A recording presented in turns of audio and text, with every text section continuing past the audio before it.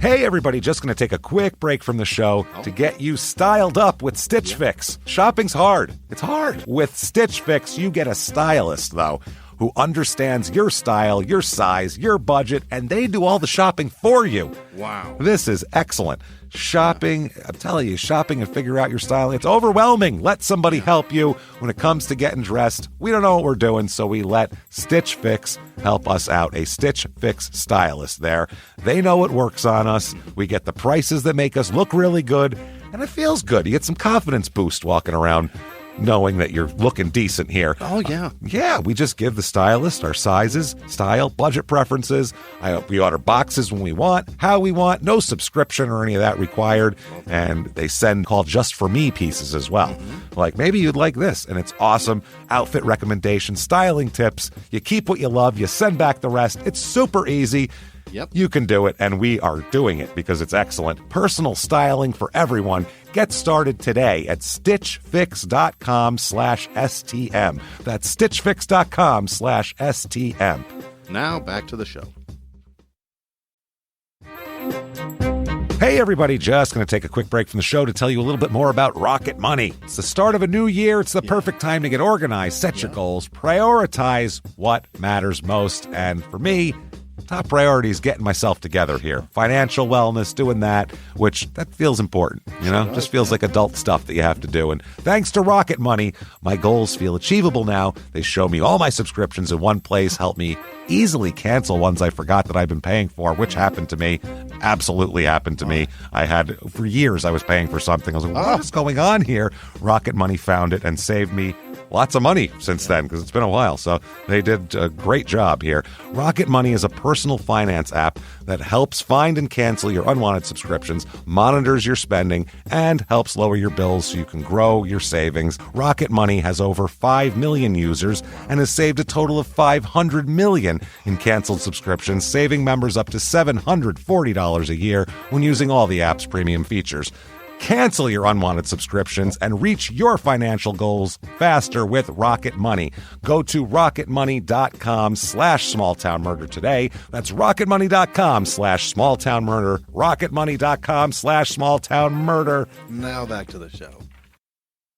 Hi, I'm Ashley Flowers, and if you're like me and grew up watching America's Most Wanted and reading Nancy Drew, then hi, you're a crime junkie. And I bet that passion for solving mysteries never went away, which is why we've assembled a team of reporters to dig deep into all the cases we still obsess over. Each Monday, my best friend Britt and I will bring you a case that you won't be able to stop thinking and talking about. So join us by listening to Crime Junkie wherever you listen to podcasts.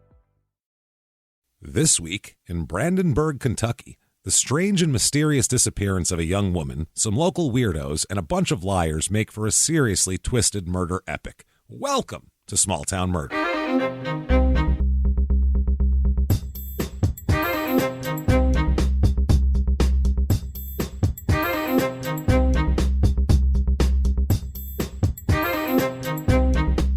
Hello, everybody, and welcome back to Small Town Murder. Yay!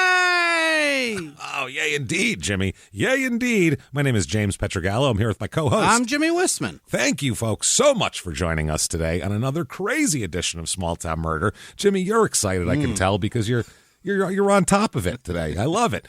This is a crazy edition, and very quickly at the top of the show before we get started, you definitely want to head over to shutupandgivememurder.com to get all your tickets for the upcoming live tour. Oh, my goodness. Lots of tickets. Next upcoming live shows, May 5th in Detroit, May 6th in Pittsburgh, and, of course, the April 20th 420 virtual live show. Oh, are we excited for that? Just like a regular live show, except you're wherever you want to be. In your living room, on your back patio. You can watch it wherever you want. I'll ride the plane. It's yes, and Jimmy is going to be, I'm going to get him so stoned on, I have all these things, these apparatus that I've gathered for this. Just to see the look on his face, trust me, it's worth it. You want that. Shut up. What have you stoners been up to? Oh, yeah. Shut up and give me murder.com. And a lot of the live shows up until Chicago in August are sold out. Right. So get your tickets August 12th for Chicago. Yes. We can't wait. Chicago's never let us down. We have a giant venue. It's huge. And come Let's fill go. it up, everybody. Let's do that. Shut up and give me murder.com. You also certainly want to head to patreon.com/crime and sports, where you get all of the bonus materials. So much bonus material. Anybody $5 or above, you get the whole back catalog. Yeah. It's like almost 200 There's episodes. so many. Bonus episodes to catch up on. And then also, in addition to that, every other week you're going to get 2 new episodes. One Small Town Murder, one Crime and Sports. You get access to it all. What a deal. What a deal. This week, what you're going to get for Crime and Sports, we're going to talk about personal ads again, where we take a look back in some newspapers from back in the day, and we see exactly how people were selling themselves to the dating public in the 80s. It's a Please, fuck me. Please, good God, look at me. I've described myself. Isn't that enough? It's hilarious. We do it twice a year. And then for Small Town Murder, we're going to dip back into the serial killer childhood series that we've done. We're going to talk about the BTK killer childhood. Yeah. So When he was a little guy. Little guy. Almost, it's all like in his own words, too. Yeah. Creepy. Yeah. So creepy. When It's the going to B be. stood for baby. Oh, it's going to be amazing. It's going to be so weird. Patreon.com/crime and sports. And of course, keep an eye out. We'll give you an exact date here in a minute, but keep an eye out for Your Stupid Opinions, the new show that we're going to come out with. And we talk about reviews from all over the internet of everything, and we make fun of people's reviews. It's so much fun. Fun. We're going to do that. But before we get to that, I think it's time to do the disclaimer. Yeah. This is a comedy show. We're comedians. Sorry about it. People will die. They will. They will die, and we're going to make fun of lots of things like a bumbling police force. We make fun of murderers. We make fun of a small town because we're all from somewhere terrible. Who cares? It's a roast. We're having a good time here. But what we don't do, we never do, we go out of our way not to make fun of the victims or the victims' families. James? Because we're assholes. Yeah? But we're not scumbags. There you have it. That's how that works. So if Deal. that sounds good to you, holy shit, do we have a crazy story. If you think true crime and comedy should never, ever, ever go together, maybe we won't get along. Who knows? Fun. But for the rest of you who want to hear a crazy story, I think it's time, everybody. It's time to sit back. Yeah. You want to clear the lungs? Yeah. Let's do this, everyone, and let's all shout, Shut up and give me murder. Let's do this, All Jimmie. right. Let's go on a trip, shall Okay. we? All right, we're going down to Kentucky. Oh, boy. Going on down Johnny Kentucky way. Depp's homeland. Let's do it. Yeah, that's what it's known for. That's all I think about That's now. hilarious. Every time I think of Kentucky, I get angry. Not Muhammad Ali or No. Hunter S. Thompson or No. even like hillbilly shit. Not No, even that. I'm thinking mad. Louisville shit. Jim Cornette even. No, that's I'm mad amazing. because he's lying. He's lying. This is Brandenburg, Kentucky. And it is it's over by Louisville, over in that side of the state there. It's about 50 minutes outside of Louisville. Okay. About 3 hours and 10 minutes to our last episode, which was in Kentucky, which was it was in Grayson, Kentucky, the Missing Blood Mystery. So that was a fun one. And then this is in Meade County. And the motto here, oh boy, the heartland of Kentucky. Oh, boy. Yeah, that is quite the motto. They need a heartland, That's huh? Kentucky considers themselves the heartland already. This is the heartland within the heartland. And Louisville's so much more important. How much heartland can you get, man? It's You got the slugger. You got... too much heart. There's so much. The slugger, the lip, all of it. It's a lot. So this town was originally built on a 3,000-acre tract of land called Falling Springs. Yeah. It was purchased in 1804 by a guy named Solomon Brandenburg. Oh. Easy And peasy. he just opened a tavern in the middle of a tract of land. You filled the bar, James. We're coming. That's how much people love booze. This is in the middle of nowhere. Yeah. Just, a tract of land that's purchased. And he's like, I'll put a tavern here. People will find it. And they did. The bar made it happen. And they actually found it. That's crazy shit. So, and it did, and it grew around the tavern. That's how people started building their houses around the tavern. That's my kind of place. Want to be close to the booze. We'll put it right next. Okay, that's Yeah. good. So by 1825, it became the seat of the county. No. They must love booze. They really do. They really do. Holy shit. It wasn't formally incorporated as a town until 1872, though, here. Now, In 1974, this town was pretty much leveled by an F5 tornado. Jesus. Which I think that's as bad as it gets, right? Or F6, I think, is the worst. F5. I think 5. I think 5. That's the one Helen Hunt had to use a leather strap to save herself. Definitely the guy either from Tombstone or Independence Day Whichever had one to he do. is. He definitely had to strap himself to something. You're right. You're absolutely correct. That's my favorite way to say that. Yeah, Either the guy from this or that. You know who we're talking about. You know it's Paxton or Pullman. One of the They Bills. look exactly the same. Not even. They just. No, the same. It's just a Bill P. Same Bill P. age-ish. Same color hair, same guy. Age-ish, kind of, I think. It's just similar. So.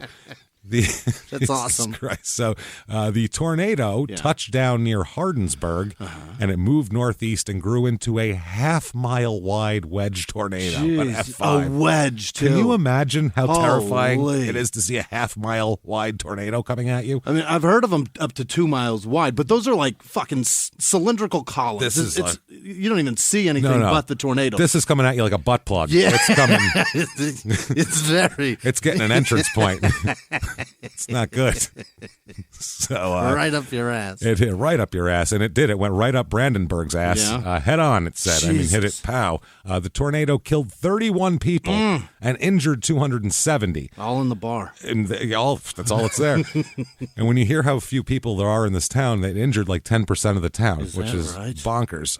All but 3 of the fatalities and most of the injuries were in Brandenburg also. So, I mean, it's all here pretty much. 128 homes and 30 businesses were also completely destroyed, just leveled. So it was a lot. There was no early warning from tornado sirens or the weather wire service about the storm. They had no idea. No idea. They were just like, oh, look at that. We're all fucked. That's loud. Oh, boy, we're all going to die. It's all that noise. Yeah, what is that? Why is it real quiet and then not?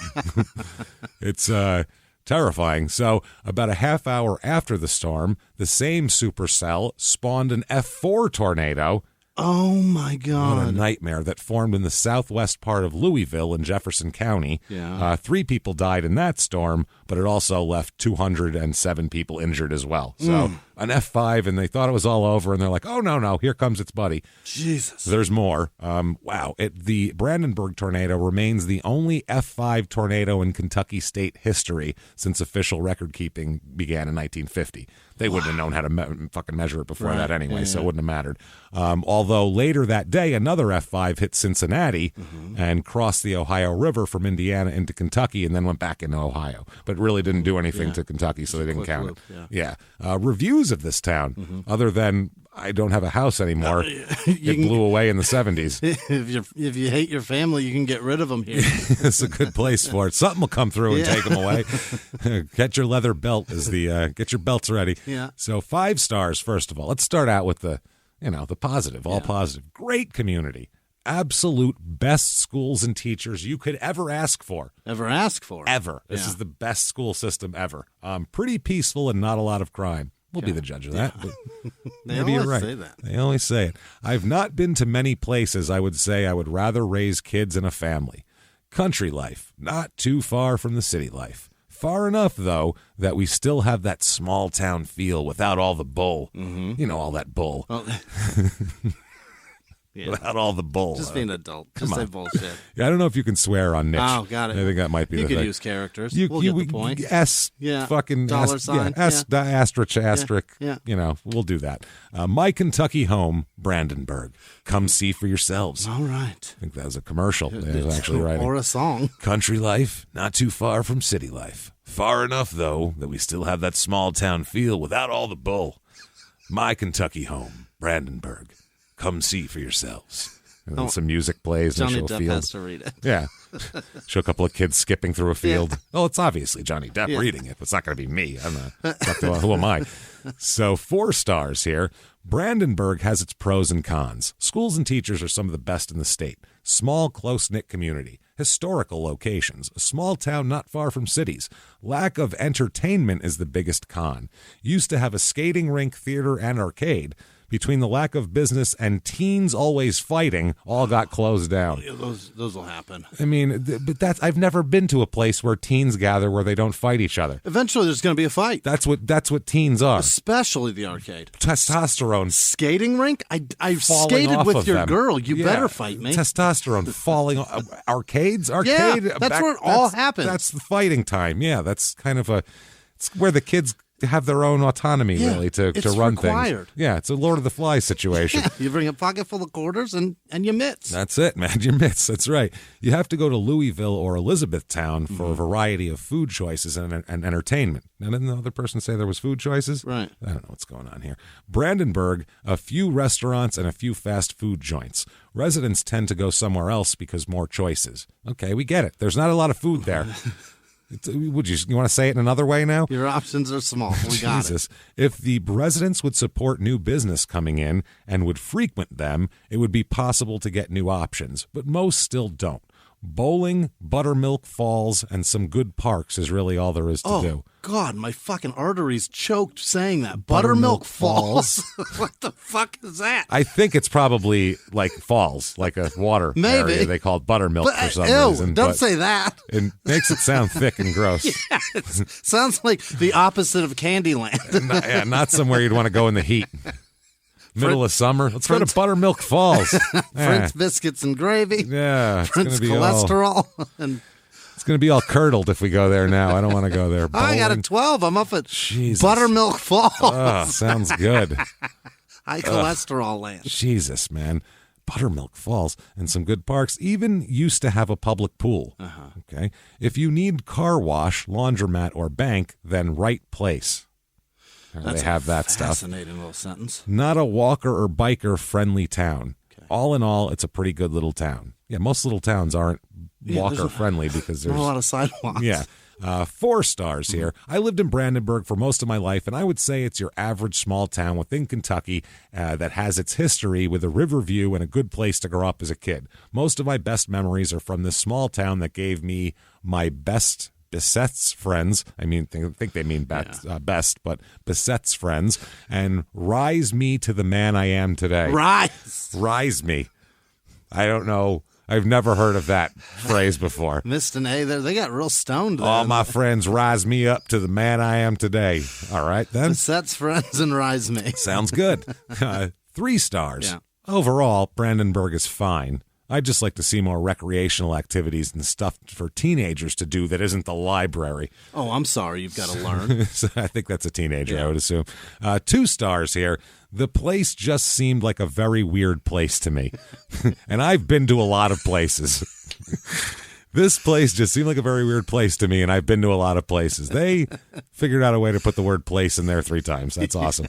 North, south, east, and west. Oh, all of them. They've been everywhere. Yeah. It just seems like there was something going on that only the town's people knew, and we were outsiders. That's called Kentucky. Yeah. People was rude to my whole family. Oh. Except for the ball field people was pretty nice there. I don't know, but something didn't just feel right to me and my family. That's how I feel most of the time when I go places, so I get it. I get that one. Yeah. People in this town, population 2,857. Oh, so a small town. There's nobody here. Yeah, when you hear 270 people injured, you go, holy shit, that's a huge chunk of the town. That's 10% of the town. It's 50-50 male-female. Median age is low. It's 34.1, and a lot of that is... there's more old people than normal, which is weird. Anything 70 and up is all over in the demographics at that age. Not as many kids as normal, but there's a shitload of 25 to 34 people here. Wow. That kind of drives most of the people remember the F5. Yeah, there's 85 and over. A lot of those people, they remember the tavern, probably, those people. Who knows? People here, 44.1% married, which is low. It's usually 50-50. 30, this is one of the highest we've ever seen. 33% are single with children. Hey! 30, so partay. Yeah, it's a like that. Fun town here. Normally it's 10%, so that's a lot. Race in this town, 90.6% white, 1.9% black, 3.1% Asian. Fascinating. In a rural Kentucky town, that seems... rural in the first place, and then Kentucky, like extra whittles it down. That's where 3.1. That's where I would go if I came from another continent, right? Yeah. Strange. 1% Hispanic, so it's pretty white and Asian, actually. Religion in this town is higher than normal. It's usually 50-50 here, 58.5, and no surprise here, 33.3% are Baptist. That's fuck. As we know, Baptists are the Catholics of the South. That's as right. we all know here. 0.0% Jewish. That's not happening here. More Asian people than Jewish people. I don't get it. Whatever. 25.7% of the people politically last election, 25.7% voted Democratic, 72.2% Republican, and 2.1% Independent. Interesting. The economy in this town here, the median household income is a little bit low. It's normally about $54,000. Here it's $39,440. Okay. It's a little bit low, and the cost of living is a little bit low as well. Good. 100 is normal. Here it's 85. Okay. It's a little low, and the housing is the low thing out of all of that. Median home cost $253,900. That's a lot of money to feed a tornado with. That's what luckily there haven't been any since then. Yeah. But maybe they built them strong, and that's why they rebuilt it all. Either way, if we've convinced you, damn it, that you have to move to Brandenburg, I don't know what's going on.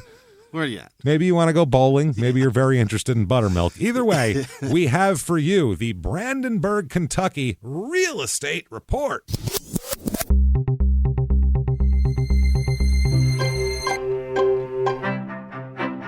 Your average 2-bedroom rental here goes for about $760. Yeah. So cheap.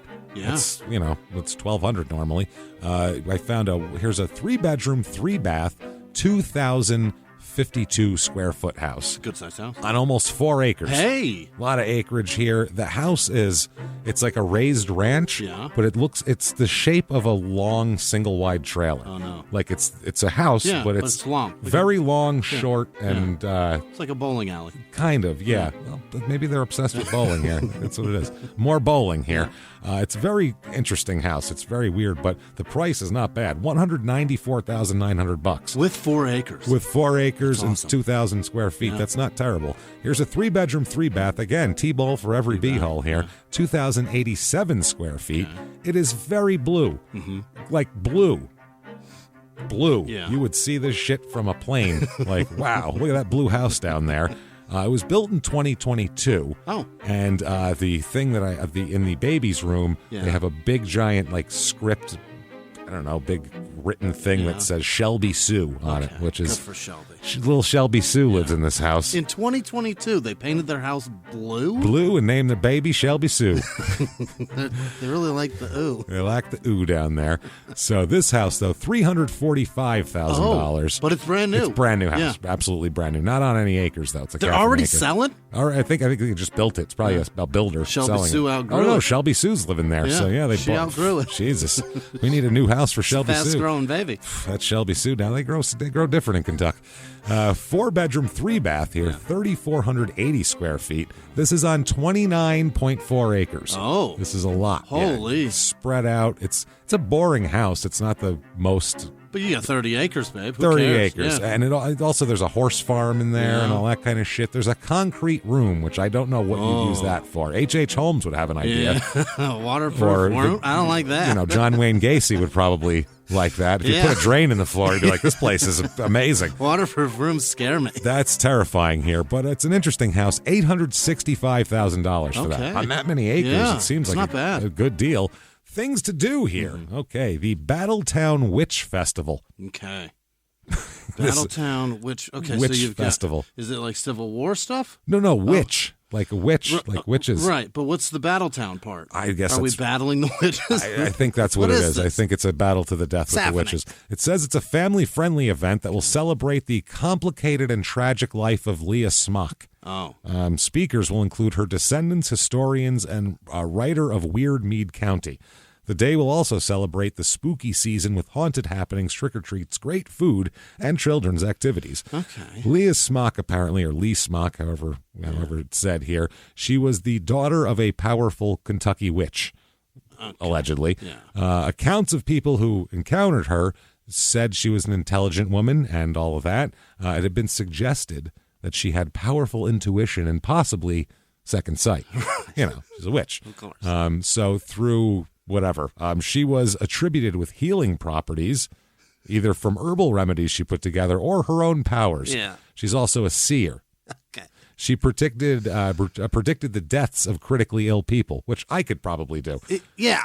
I could do that. Holy shit, you're going to die. I could tell you that. You find me someone who's 95 years old, I bet you're dead the next 5 years. I'm just my odds are being right are pretty good.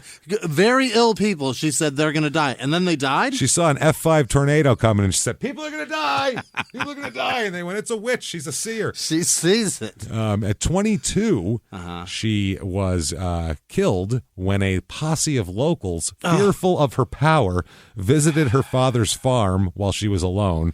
They put her in the smokehouse and set it on fire. Oh, my God, man. That's what they did to her. Holy shit. Yeah. What year was this? 1840. Unbelievable. If you've ever seen the Mystery Science Theater movie, The Touch of Satan, this is exactly what it reminds me of. Okay. This is exactly what it reminds. The walnuts are just tearing through that hay.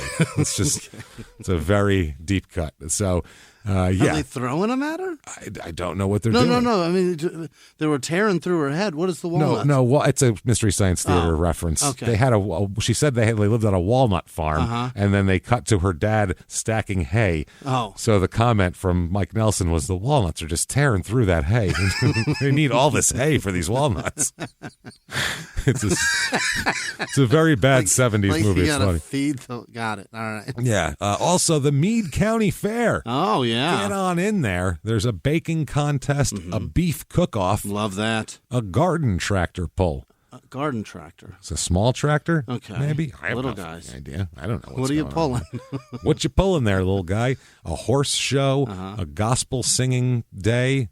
There's swine shows. Of course, Miss Meade County, and then Ms. Meade County. Oh. Will also be decided there, and those are very important events, obviously. The divorced girl. Yeah, she's Ms.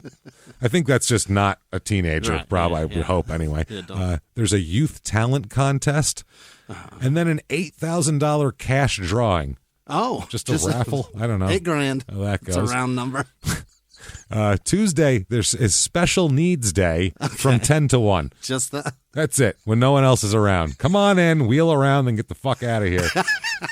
Or else we'll put you in a smokehouse and set you on fire. The Pee-wee Miss, the Precious Miss. Don't like either of those. Don't like that. Followed by the sheep and the goat shows, which I feel like people... Anybody that's there for those events, the Pee-wees or the sheep, fucking keep an eye on them all. That's exactly what I was going to say. Those, either way, if you see the same guy at both events, probably... That's a guy. Arrest him. You want to at least keep a real close eye on there. There's a baby contest as well. Who's the most baby? The hottest fucking baby. Who's the hottest baby here? A preteen pageant as well. So they have pageants for everybody. A Miss Teen pageant. Yeah. So there's babies, preteen, Miss Teen, Miss, and Ms. Oh, my God. From what I've seen. There's also a mud sling. I don't know what that is. That sounds awesome. Just a mud sling. Do they throw you from the... I don't know. I want to see what that is. That sounds amazing. They throw mud at you? Wow. That is insane. I don't know what's going on at the Meade County Fair, but this is some wild shit. I mean, they're judging everybody. They're everybody. Every age bracket, species. We're going to find out the hottest one of everything. From babies to goats. Who's hot? Bring them on. Crime rate in this town. Yeah. What we're interested in. Let's find out if it is low, and it is low. Property crime is about half the national average. Great. It's very low. And then violent crime, murder, rape, robbery, and of course assault. The Mount Rushmore of crime is about 1/3 of the national average. So pretty damn low. That said, let's talk about a time when it wasn't low. Let's talk about some murder, shall we? Let's do that. Okay, let's get into this here. To get into this murder, we have to go back to 1992. Okay, so we're back in the time machine. We're going back a little over 30 years. It's a good time. It's a good time, and to put you in the 92 mindset for everybody, because the characters in this are very 1992. Yeah. So you have to put yourself in the mindset. Just going to give you some of the top movies of 1992. Oh. Just so you can put it in a historical perspective that we can understand, okay? Number one movie of that year was Batman Returns. Oh, Keaton. Yeah, the Keats. Holy shit. Absolutely. Lethal Weapon 3, number 2. Sister Act, the first one. Oh, my number 3. That's what I mean. Put yourself in this historical time. Home Alone 2, Lost in New York. Oh. Wayne's World. Basic Instinct. What a time to be alive. A League of Their Own. Yeah. Aladdin. The Hand That Rocks the Cradle, and then Under Siege, which is a Steven Seagal movie. Yeah. That's the top 10 movies. That is a great fucking menu at the movie theater. That's what Patriot Games, The Bodyguard, White Men Can't Jump. Stop it. Fried Green Tomatoes. Oh, my God. Last of the Mohicans. Unforgiven, the Western. Beauty and the Beast. Boomerang with Eddie Murphy. Wow. Father of the Bride with Steve Martin. The Prince of Tides. Death Becomes Her, which was funny as shit. That was Honey, I Blew Up the Kid. That was bad. Kind of bad. That's not good. Made the baby big. Hook, House Sitter with Goldie Hawn and Steve Martin. My Cousin Vinny that year. Stop it. That's the number 31 movie that year, by the way. Not bad. That's not bad, but just still. It's fucking competition, and man. It played forever. Single White Female, Mighty Ducks, JFK. What a time to own a theater. Passenger 57, Malcolm X, Encino Man. Like Honeymoon in Vegas. Great time. This is Nick Cage. Yeah, this is a lot. Awesome. So a lot of comedy. This is really a good time. We were having fun. The 80s through the early 90s were a great time for comedy movies. And really it was a peacetime in the world, more or less. Kind you know what I mean? Well, we were in a war. Was that 92? We were in Iraq at that time. In 92? 91, 92. Oh, yeah. It was winding up. But it was after the fall of the wall and the Soviet Union. It's a good time to be alive. So that said, let's talk about some people who were alive. Not having fun. Not alive for the whole story, all of them, obviously, if we're talking about them. But they've probably seen these. Someone in here definitely will be dead. But let's talk about some people who were alive at this point. Okay. First up, Rhonda Sue Warford, Warford. Okay. Warford. Yeah. She's 19 years old in 92. Youthful. So, she's born in 72. It's going to be her 20th birthday this year. She's born in September of 72. And, she's kind of a typical teenager of the time. When I describe her, you're going to go, oh, yeah, totally. Yeah. Like, I had that or I did that. Same kind of shit. She graduated from Iroquois High.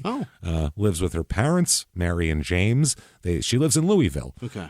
She lives at 104 East Whitney Avenue, as a matter of fact, in Louisville. She has 3 sisters and a brother as well. So, 5 kids in the family. Yeah. Mom and dad still married, living together. 19 still in the house. 19 still in the house, still at home. Yeah. She has a boyfriend as well.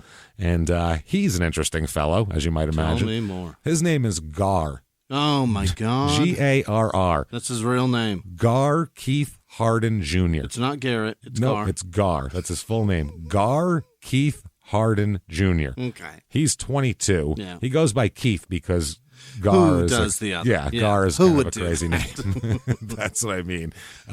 So, he's 22. He's been her boyfriend since about November of 91. So he's been about 5 months. We're going to jump in 4 months. March, early April, we're going to talk about it. At 19, that was fucking 12 years. Oh, that's a long time. That's a big relationship. And, she's had other boyfriends and stuff. And, this isn't like her first boyfriend or anything.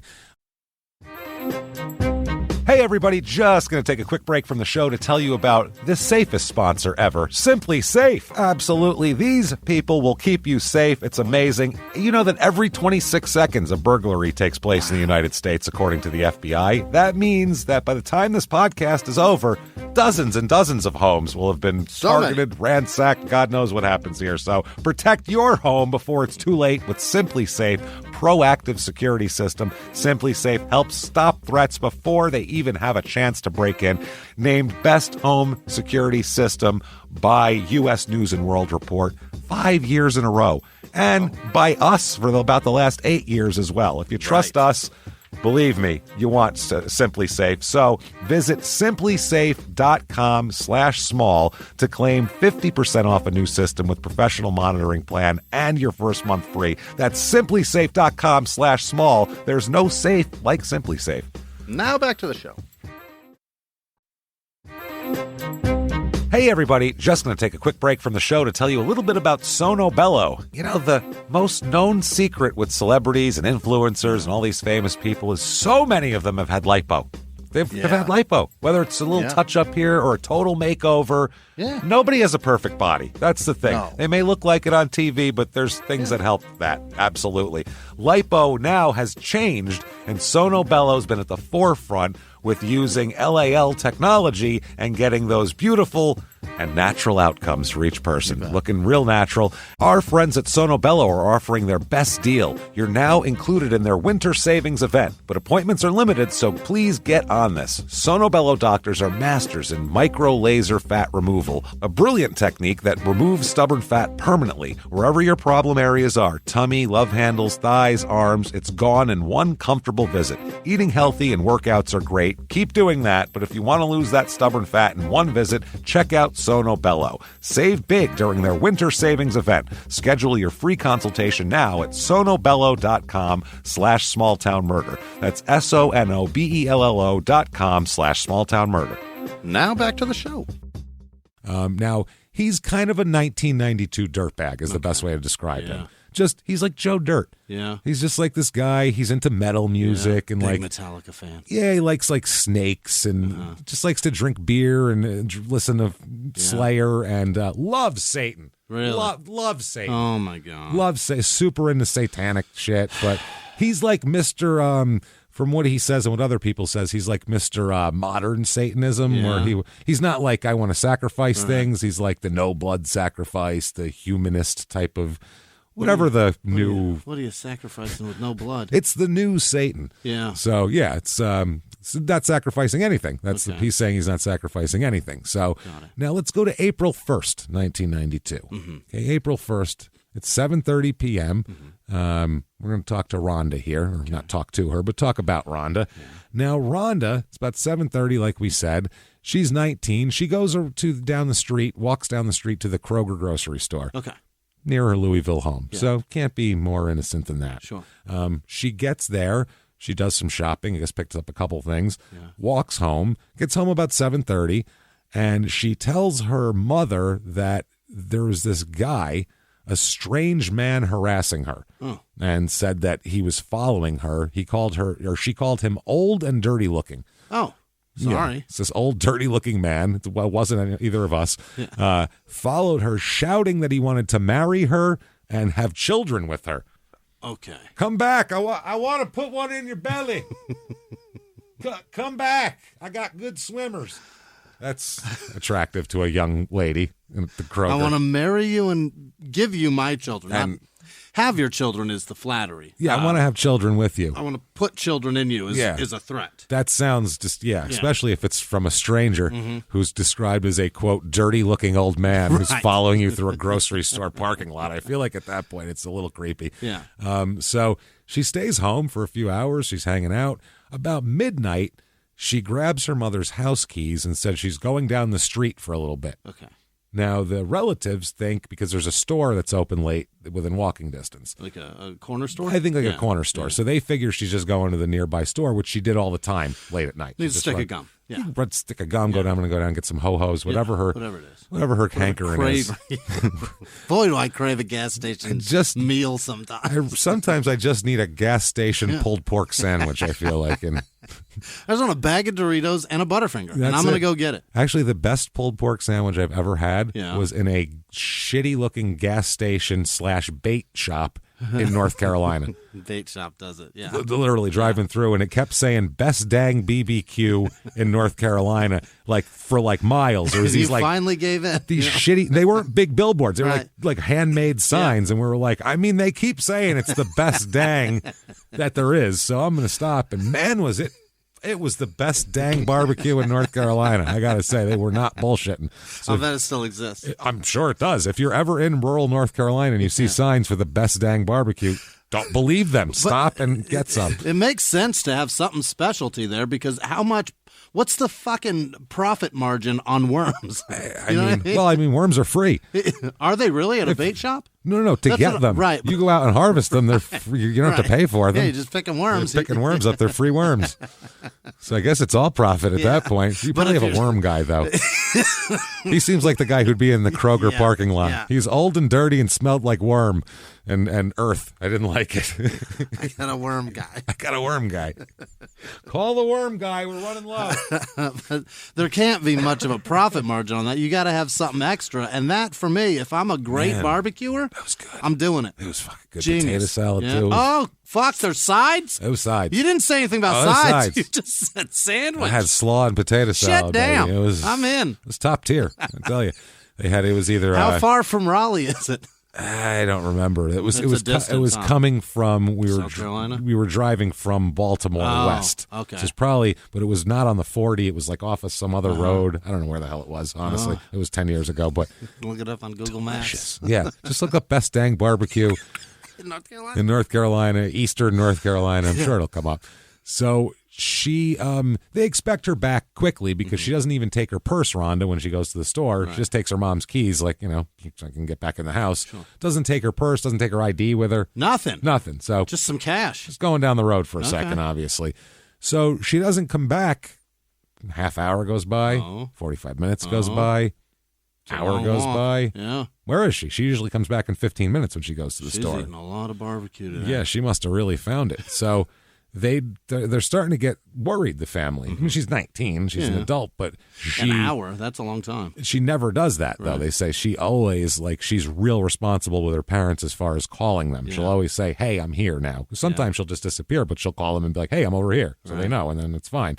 So they said she was last seen wearing red sweatpants, a red and black jacket with UNLV on the sleeve. How 1992 is that? Big Rebel fan. 1992, everyone had UNLV gear. That's some of the things I'm going to say are so 1992. It's not even funny. Can't name a player, but I got the shirt. Oh, dude, you have no idea, everybody who wasn't around in 1992, how big UNLV, the college, their gear was in 92. Everybody had it. Well, they were a really good basketball team back then, but wow, they were really popular. So the next morning, as soon as daybreak comes, her mom calls the cops and reports her missing. She doesn't come home all night.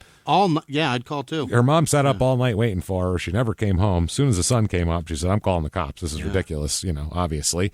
So she called the Louisville police, and immediately I like how the family here, by the way, takes the initiative. They don't just depend on the cops to find her. They don't just go, well, I mean, we called the cops. Like the mom, Mary, and other family members make up a flyer with her picture on it, description, and distribute it to all the stores and offices in the area. Like, we're talking the next day. Right now. They're putting flyers out. No bullshitting around. It's crazy. Her cousin, Julie, said we had no choice to think about foul play when she didn't come back. This is a very close-knit family. She calls home always. Oh, no. So this is very weird. Yeah. They put the flyer up. They get no bites on the flyer. Panic. Day goes by. Panic. The 3rd comes, April 3rd. Waiting for her. Doesn't come home. Oh, my God. Nobody calls. No indication. No, the police have nothing. They go, I don't know. She didn't check in. I don't know what to tell you. And the police I feel like the police are looking at her as she's a 19-year-old girl. She's probably met up with one of her boyfriends. That's what they're looking at. The family knows. The family, listen to them. Look at their face, because they know her. The thing a lot of times, too, this is a weird thing. Somebody asked me on social media, they said, hey, what's the difference? They said, I'm over in Europe, and they're in England, I think, one of our listeners, and they said, I see on shows with American cops that American cops seem to have a lot of patience for people's bullshit. They'll go crazy and they'll act nuts, and they just stand there and act like they don't see you, like you're a painting. And I said that's called practiced indifference, because their whole thing is if you get a rise out of them, then you win. Yeah. So the crazier you act, the calmer they act, usually. That's the way it works. It's like it was a bouncer. It's the same thing. If you act crazy, I'm going to go, yeah, the door's that way. Like, it's a human thing of like, I'm not going to escalate to you because then you win. Right. So I'm not going to do that. So I think that's what it is. And I think a lot of times also, if you tell cops like something very emotional and blah, blah, blah, blah, blah, their thing is, hey, let's come. Yeah. It's not, you know what I mean? Like, I'm sure it's not that bad, or they're very cynical because they see a lot of crazy shit. So, right. And also some of them are assholes. There's between the two of them, there's the how are you going to shock me guy, and I don't fucking care about this exactly guy, right? And you're full of shit guy. Yeah. So that's between the two. So finally April 4th comes. She's not there. So this is crazy. She left at midnight between, April 1st, April 2nd, midnight, and then it's April 4th, still not there. Finally on April 5th, out on Dead Horse Hollow Road. Don't like that. Dead Horse Hollow. Where do you live? Up in Dead Horse Holler? Holy shit, that sounds attractive. That's very nice. It could be a beautiful area. We don't know. It could be splendorous, but listen, you should have named it better. Yeah, well, a couple was actually looking at a property out there on Dead Horse Hollow Road, looking at some real estate. So maybe it's attractive land to buy. I'm not sure. And while they're out there looking over this property, they see what they think is a mannequin on the ground. Yeah. It's fucking never a mannequin. How often is it a mannequin? I've only heard of it be a mannequin one time, and that was with the Hillside Stranglers case, where there was actually a mannequin, where they thought it was a body at one point. It was actually a mannequin. It's Jeffrey Dahmer's grandma delivering his folded towels, and it's in his bed. It's something, yeah. But there's never one in the goddamn woods. Not in the woods. That's just super weird. So they're looking at it. They get a little closer, and they realize, oh, no, that looks like a person who's fully clothed on the ground there. So they call out to the person, hello, hello. Maybe they're taking a nap. Maybe they were hiking and took a nap. Who knows? Fingers crossed they're napping. And the person doesn't answer. So they go, let's go call the sheriff's department. I'm not going to go poke around and touch it. Yeah, Jesus. I don't know what's going on here. Yeah. So they found her. It was near Kentucky 823. That's the road in rural Meade County. It's outside of Brandenburg. And her parents had, like we said, had reported her missing, and she was lying face down, Rhonda was. She had white canvas tennis shoes, like Keds, every girl wore in 1992. Literally Keds. Yep. Red sweatpants, dark blue shirt, and UNLV jacket. Yep. So it's her. It's her exact, what she was wearing. Damn it. The night she disappeared, and everything. What was done is pretty terrible. I mean, it's pretty bad. She was stabbed 11 times. Oh, dear Lord. 11 times in the upper body. Her throat also slashed from ear to ear as well. What? Just, I mean, overkill here. Yeah. No sexual assault whatsoever, which is horrifying. Rare when you find a 19-year-old girl murdered and dumped in the woods. Usually there's a sexual component to that. And this is just to destroy her. There's no sexual here at all. She had on her hands a 1-inch cut on the surface of her right hand and about a 1/2-inch cut on her right index finger. She tried. Defense wounds. The chief medical examiner observed a stab wound that pierced her lung through the upper right chest. What the fuck? And stab wounds at the base of her skull, one of which severed her brainstem. What? And they cut her throat. So they killed her 3 times. It was over in the first place. Killed her 3 times over. Like, this is horrible brutality. In addition, they said that, and this is from a newspaper. I'm going to give an exact quote from a newspaper at the time when they found her. Quote, in addition, Greer, who was one of the detectives who we'll talk about, said satanic symbols were found crudely tattooed on her body. An inverted cross on her left breast, which is just the upside-down cross a lot of people have, and an anarchy symbol on her back. The A with the circle. Are these brand new? That's what they're trying to say, like she was tattooed and murdered. You know what I mean? Yeah. So the anarchy symbol, by the way, again, this is a 1992 thing. Yeah. The anarchy symbol was omnipresent in 1992. It was enormous. It was such a big deal. I had a Zippo with an anarchy thing on it. Kids had the shirts. Yeah, they sold the patch that had the phrase on it that you could just iron on to shit. It was the biggest shit in the world, the anarchy symbol. So to have, that wasn't a big deal back then. That just meant you were in 1992. Yeah, but and punk was such a big deal still that shit was a big deal because of punk. Absolutely. So they said she had defensive wounds. Now, police officers at the scene, and I found this interesting. They preserved the evidence. When they were doing that, they placed plastic bags over her hands to preserve, anything under the nails. But that's, from what I've heard, and I've studied this more than I probably should have, but when they do crime scene shit, plastic bags are not what you want to put on people's hands. No? Because there's condensation that can build up in plastic, which can ruin the whole thing. Everything. You put paper bags over their hands. Okay. It preserves everything, but doesn't let moisture in. It soaks up the moisture. So I was reading that in the homicide book. The medical examiner in Baltimore said you'd never put plastic bags on people's hands.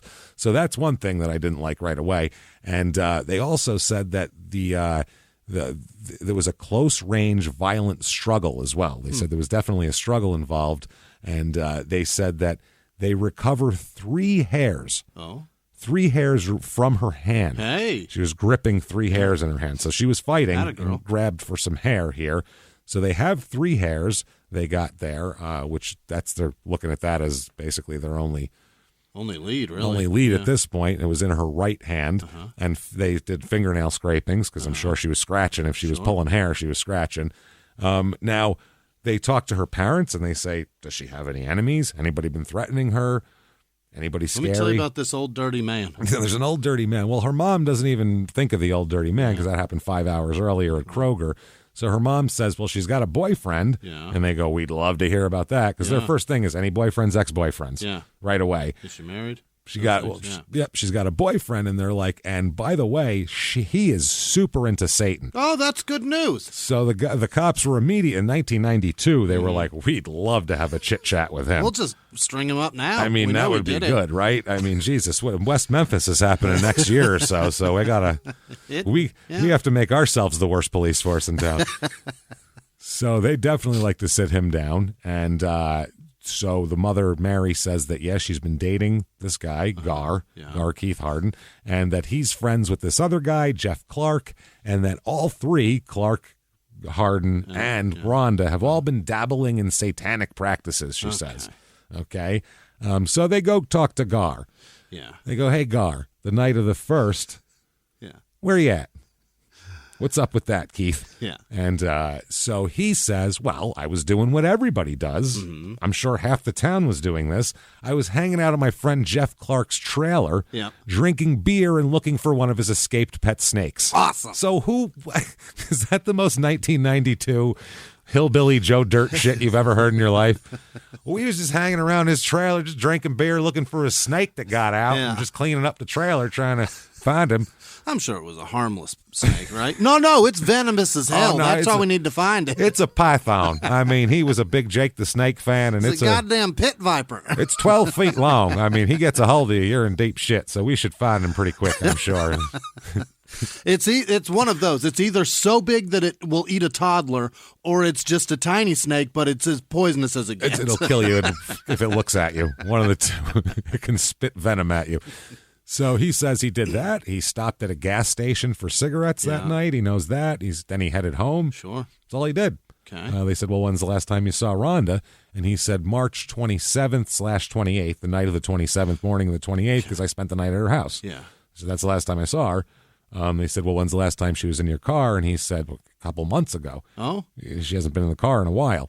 So, they said, well, what's up with Satan? Yeah. You into Satan? Tell me about that. And he said that he practiced for a time modern Satanism, which forbids blood sacrifice and killing. Yeah. It's mainly, if you've seen anything on modern Satanism, it's mainly has nothing to do with Satan. Modern Satanism, we do a lot of architecture tours. We we run through some, look at the Gothic buildings. We do a lot of cross-stitching.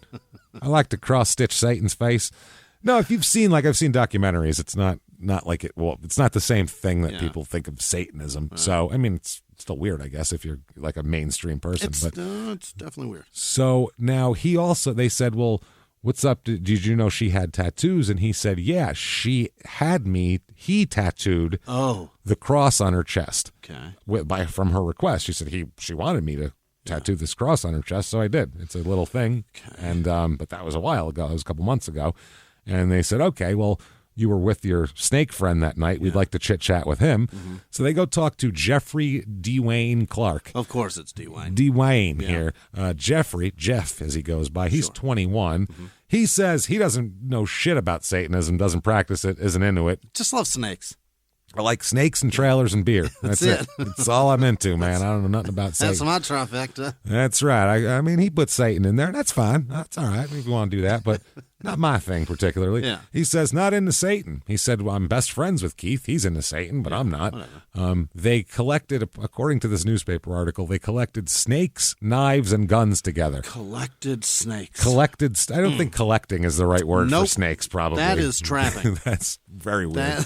That's stealing. And they said they loved real super loud metal music, which it's 92 and they're 22, which means they were in high school in like 86. Mm-hmm. I mean, of course they're into metal. Yeah. And obviously, like most of the kids were there.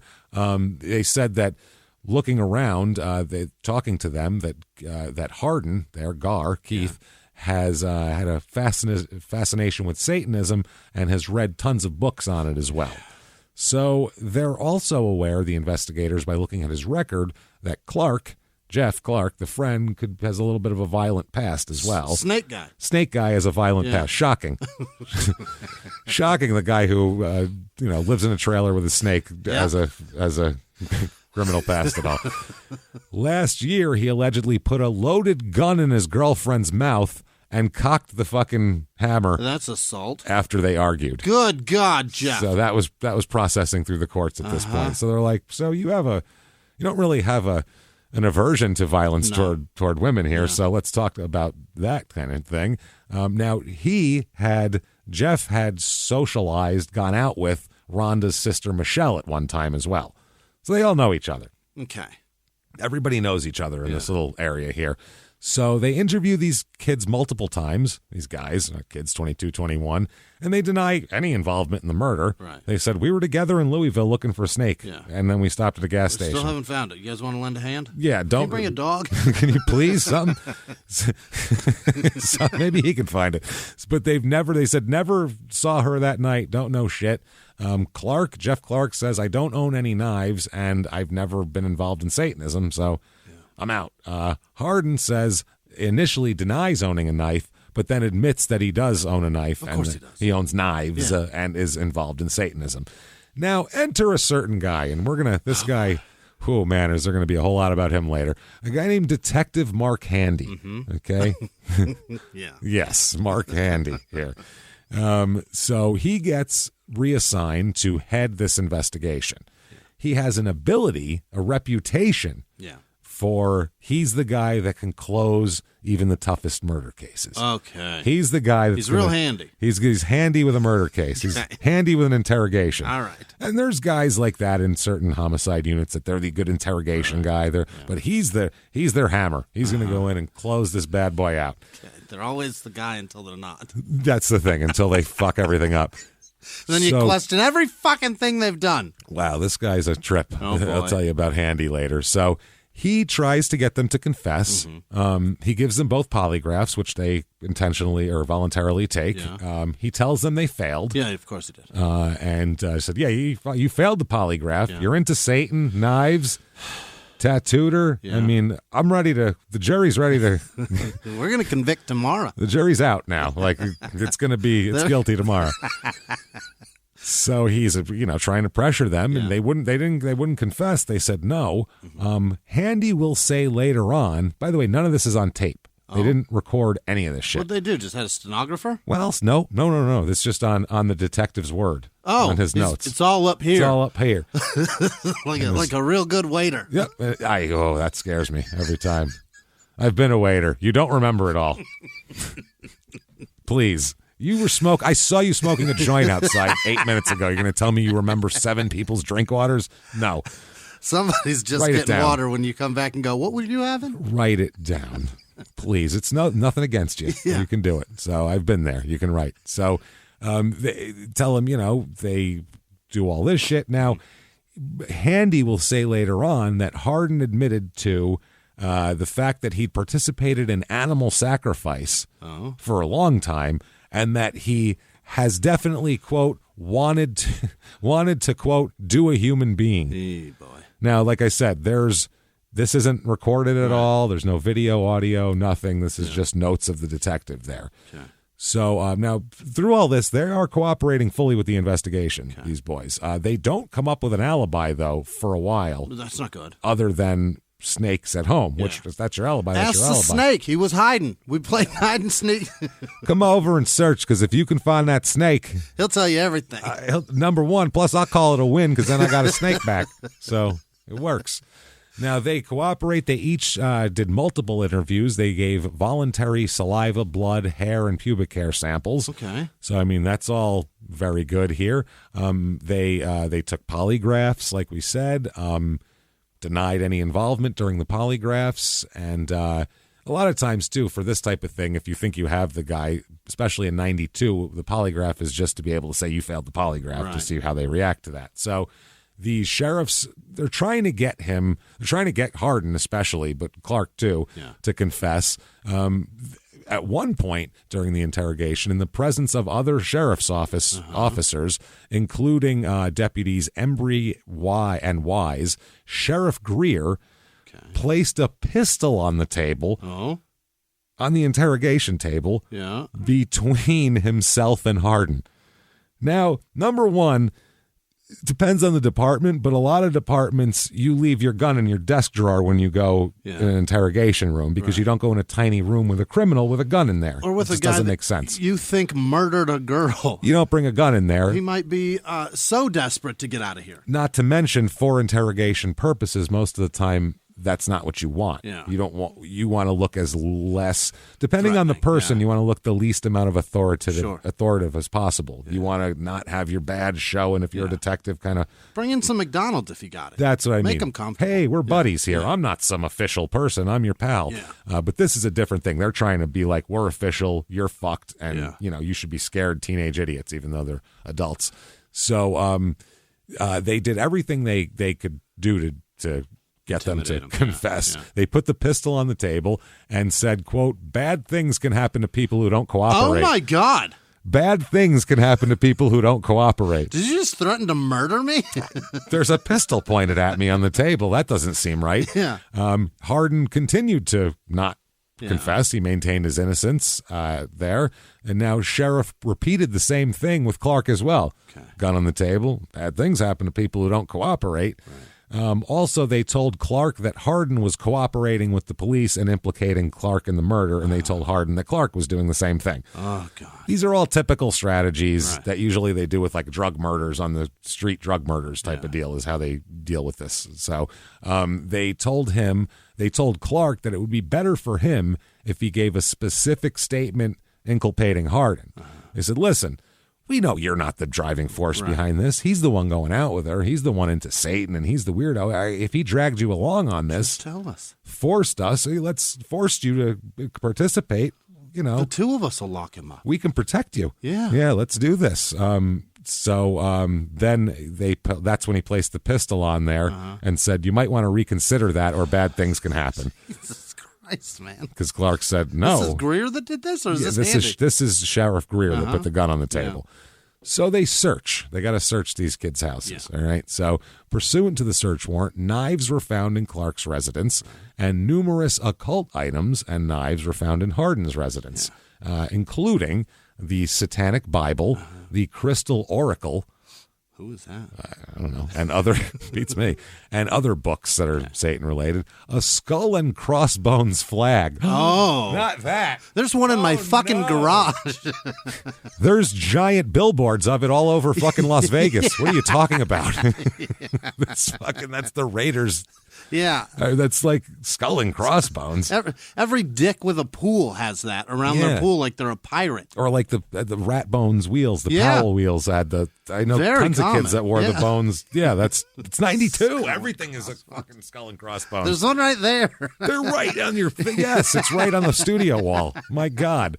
So this is what I mean, how deep they're going into this. Crystal Oracle, skull and crossbones flags, a Ouija board. Oh. Not a Ouija board. Lock him up, everybody. What is he, 11? Lock him up and every 11-year-old girl as well who is doing that. Because last time I played with a Ouija board, I think I was 11. Yeah. And, And now every 32-year-old girl has them on her throw pillows on her couch. Yeah. And I arrest them all, apparently. Lock them up. In addition to letters, photographs, and clothing. Now, here's a big item they take, and they're going to make a big deal out of this. Oh, boy. A washcloth soaked in blood. Oh. Yeah. Also, a broken cup.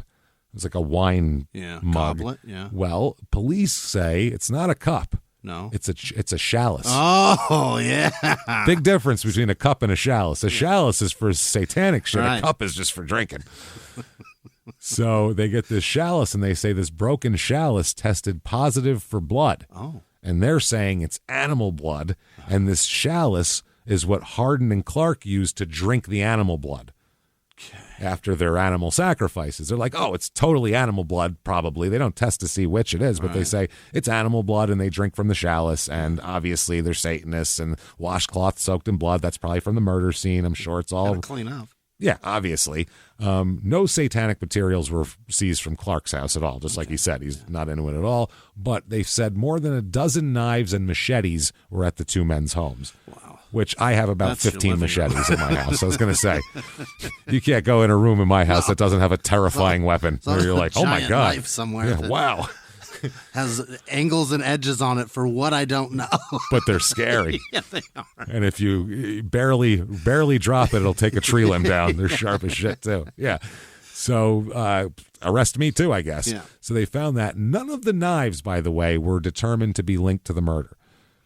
None of them were the right size or shape or anything like that. So none of that. Also, the crime scene, they got a tire cast from a track that was by the body. That's good. And the tire cast does not match any of the vehicles that Hardin or Clark have access to. So they clearly got rid of the knife. They clearly got rid of the car. They probably stole a car. Obviously. Well, Satanists, Yeah. I'm sure they just hopped in a car Yeah. and said, "Hail Satan," as they drove down the road and grab Rhonda. We're going to kill her and tattoo her. And Get the girl that's most butcher. important to me. But at the same time, I mean, there's no other. They do look like pretty good suspects. It's not bad. I mean, it's not bad. But I mean, they're really reaching hard on the Satan shit here. Hey everybody, just going to take a quick break from the show to tell you a little bit more about our stylish friends at Quince. That's right, let's go elevate your styles, people. Yeah. Get it going, look good out there, and you can do it now without breaking your wallet, without breaking the bank, because at Quince, you can get high-end, versatile pieces at prices we can all actually afford, which is very nice. You want to get good stuff that lasts and it's good, and they have quality stuff that's very affordable, and you can do like we did, upgrading our stuff here, while still being a very reasonable price. Quince only works with factories that use safe, ethical, responsible manufacturing practices, along with premium fabrics and finishes. It's all quality stuff. You're going to love it. Trust us, it looks good. And I've got the leather jacket. It's a very high-quality item. Real nice, soft leather. Yeah. Jimmie's got his linen pants he's rocking. Yeah, they're terrific. Come on, be like us. Be fashionable. Get in there with Quince. Indulge in affordable luxury. Go to quince.com/smalltownmurder for free shipping on your order and 365-day returns. That's QUINCE.com/smalltownmurder to get free shipping and 365-day returns. Quince.com/smalltownmurder. Now back to the show. Hey everybody, just going to take a quick break from the show to tell you a little bit about a very cool place, Thrive Market. Yes, we are both looking to get into the healthy swing this year. The problem is I don't know what's in everything, and I don't know if even I'm qualified to even read the labels to know if that's good or that's bad. Right. There's chemicals in things, and there's things floating around. I don't know what I'm doing out there. One of my favorite features, and I know you were talking to me about this, is the Healthy Swap Scanner in the Thrive Market app. Yeah, it's simple. You scan any item, and it'll instantly suggest a cleaner, healthier grocery alternative, which is it's great. Amazing. Yeah. That's great. Thrive Market also takes the guesswork out of finding these safe, healthy foods. For example, like I'm trying to get my protein intake up for energy. I'm always moving around. I need stuff, and I love that you can filter their site by the high protein options. Nice. It's very cool, and you can personalize this portion, and you can put filters on it, and get ready. You should be ready for a junk-free start to 2025. Get ready for it and head to thrivemarket.com/smalltownmurder and get 30% off your first order plus a free $60 gift. That's THRIVE market.com/smalltownmurder, thrivemarket.com/smalltownmurder. Now back to the show. Now, a few weeks after the murder, the forensics report was issued, and that analyzed the hairs recovered at the autopsy. Now, back then, they didn't really get DNA off a single hair, and there's no DNA testing at all here in this case, even though it's 92. Why did we just take every piece of bodily fluid and hair off these men? That's what I mean, to compare. Back then, they would microscopically compare, and they would say whether it was similar or not. Yeah. The amount of people who have gone to prison over similar hair characteristics that turned out to be bullshit is staggering. Yeah. It's that and bite marks are the two hugest ones that are really open to a lot of interpretation. So the hairs are analyzed, microscopic comparisons are made. The 3 hairs recovered from her hand, Rhonda's right hand, 2 were gray. Oh. They're 22 and 21. They don't got them. These guys. No gray hair, either one of them, okay? And they didn't, so they were gray. They didn't match those two, and they don't match Rhonda either because she's 19 and has longer hair. So they said the third hair was deemed similar to her own hair. Okay. So they said the third hair is probably hers. The first two are gray and don't match her. So several hairs recovered from her red sweatpants as well. Oh. One of which was analyzed to have characteristics similar to Hardin's head hair. Gar Keith Hardin. So the rest of the hairs recovered from the pants were not microscopically similar to the victim, Hardin or Clark. Okay. You don't know. Other hairs, yeah. Now, Hardin, again, said he last saw her March 27th, spent the night at her house. Her mother, Mary, Rhonda's mother, said that the red sweatpants that she was wearing at the time of her death had been laundered that night. Oh. So they were clean. Yeah. The mother said, those were my sweatpants. She was borrowing them. I just washed them. Okay. So that there wouldn't be old hairs on there is what she's saying. So the state said the presence of one of her hairs on freshly washed pants doesn't jibe with his saying you didn't see her for 5 days. Right. How did your hair get on her freshly washed pants then? Okay. Which is a tough. Yeah. It's a tough. If it's similar, it's a tough pill to swallow. It's not necessarily his hair is the other part. That's, you know what I mean? Yeah, it's similar. That's all they have. So the physical evidence they also have is a fingerprint as well. They have a single fingerprint matching Rhonda, which was taken from the interior back passenger seat window of Clark's car. Okay. Of Clark's car, not of Hardin's car. Of Clark's car. That's why she hasn't been in Clark's car in months. Right. So the one hair, obviously the one hair, and the fingerprint, it's definitely her, obviously. That they know for a fact. And so they said she'd been in the car on a number of occasions, but not for a couple months. Now, the state tries to assert here that the print was fresh. They said this is more of a fresh print, which... How do you know? That's the problem. How the fuck do you know? That's tough. So... Is there an expiration date on those? That's what I mean. But he said that Clark said she hasn't been in the car since December of 91. Okay, so it's been a minute. It's been a minute. Yeah. So, the fingerprint can't be time dated, but they said it looked fresher, is what the state said. Enter Amy Remsburg. She's going to come up quite a bit. But Amy Remsburg, who is a former girlfriend of Clark, ex-girlfriend of the Snake Man, Jeff Clark here. Now, she tells police that Clark and Hardin had sacrificed a dog and a cat during a satanic ritual that she's aware of, that she knows of, that Clark told her that he wanted to kill a human to see if he could get away with it.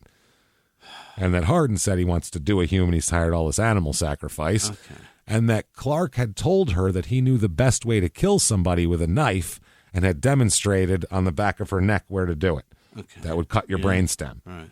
Okay. Now, the sheriff asked Remsburg whether Clark ever mentioned killing a person specifically by severing her brainstem, and Remsburg said yes. That's what he said. He said you stab in the back of the neck and it severs the brainstem. So, so they have, that's not good. No. That sounds terrible, all of that. That's damning. That doesn't sound good at all. They were like, hey, we're just innocent kids, just like metal. And then she's like, no, they cut shit up all the time. They kill things. They kill things. Next up, Hope Jaggers. She is Rhonda's best friend kind of the year before she died here. She says that at one point, Rhonda thought she was pregnant in the last few months. Oh. And that Hardin had told her, when Rhonda told Gar Keith about this, had told her, quote, if you are pregnant, I will kill you and that fucking baby. That's what unquote. Young men say. Yes. Well, not if they're not assholes. Yeah. He's 22. He's not fucking 16. But if you are pregnant, I'll kill you and that fucking baby. I mean, context is everything. He might think that, but that's not what you say. Perhaps he was drunk. Maybe he was giggling. Who knows? He was real busy looking for a snake. He's like, what? Hold on. Let me. If you are pregnant, I'll kill you and that fucking baby. Come here. Where are you? Hey, Damien. Come on. So, see, he's a big Jake the Snake fan. So that's crazy. She also, Jaggers, said that she once saw Rhonda cut her fingertips with a razor and rub the blood on Hardin because he liked blood. It's his favorite. Yeah. Maybe she was just checking her blood sugar. Yeah. It was like, I got extra for you, sweet. I don't know.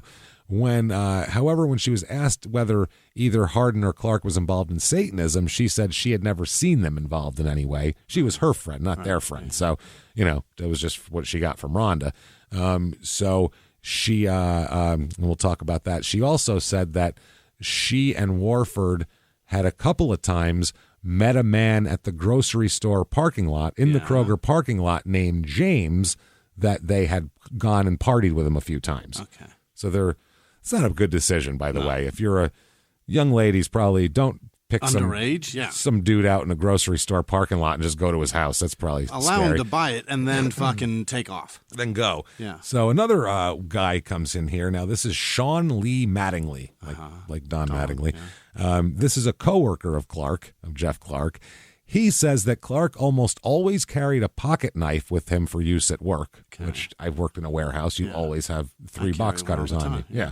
And that he had heard from someone else that Clark had a knife that the other person referred to as a, quote, sacrifice knife. Okay.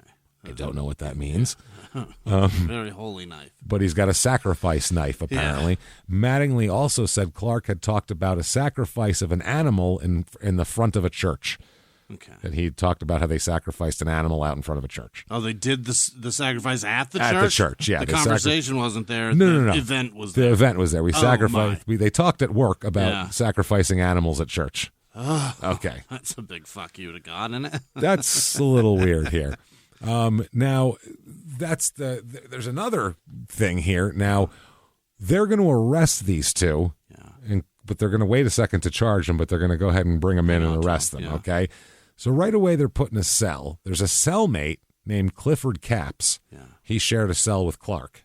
And are they charged with the murder on the They haven't arrest? charged them yet. We're going to wait a second. Arresting them on suspicion? Kind of on a humble, and then we'll see what's going on. Yeah, they think they did it, but they're going to arrest them, and then they have a couple days to do the charges and all that kind of shit. So this guy claims that basically Clark came in and just started confessing immediately. Oh. He said he confessed twice to the murder, once jokingly, and then when he saw that the guy wasn't horrified, then he seriously, a little while later, he said, actually, I did do that, and started telling him about it. So, they talked about that. They're talking about, they look at it and they said, okay, various witnesses show they have an interest in knives, access to this young lady. They're both involved in Satanism, and both the kids have made some false statements to law enforcement. They said they didn't have knives and they had knives. That looks bad. All of that kind of thing. So the theory is that Hardin and Clark picked up Rhonda near her home at about 12:30, drove out to Brandenburg, and stabbed her repeatedly, and we're back home in Louisville by 4 a.m. Okay. It's about an hour, like we said, 50 minutes. So that's the theory the cops have. Okay. They said, they're involved in all this type of shit. Satanic ritual is the motive for murder, is what they said. That's their motive. Satanic worship.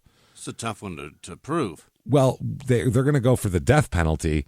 Wait till you hear this shit. This is wild, okay? They're going to go for the extreme one. Well, wait till you hear why. Okay. The basis of it, because it has to be like 4, an extra aggravator. Right. Okay. Now, they say that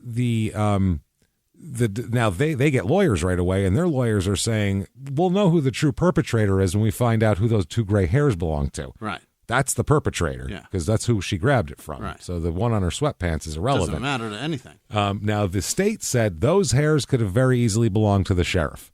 Oh. Same length, gray hair, and the sheriff's losing his hair. Sometimes he likes to just rub the hands of a corpse. He does that. Feels real nice. Well, when he sees a body, he goes, oh, man, he rubs his hands through his hair, and it's always a few fall out. He's receding some. So, how that goes. So they argued those hairs probably belong to the sheriff. Wow. Don't worry about those hairs. Wow.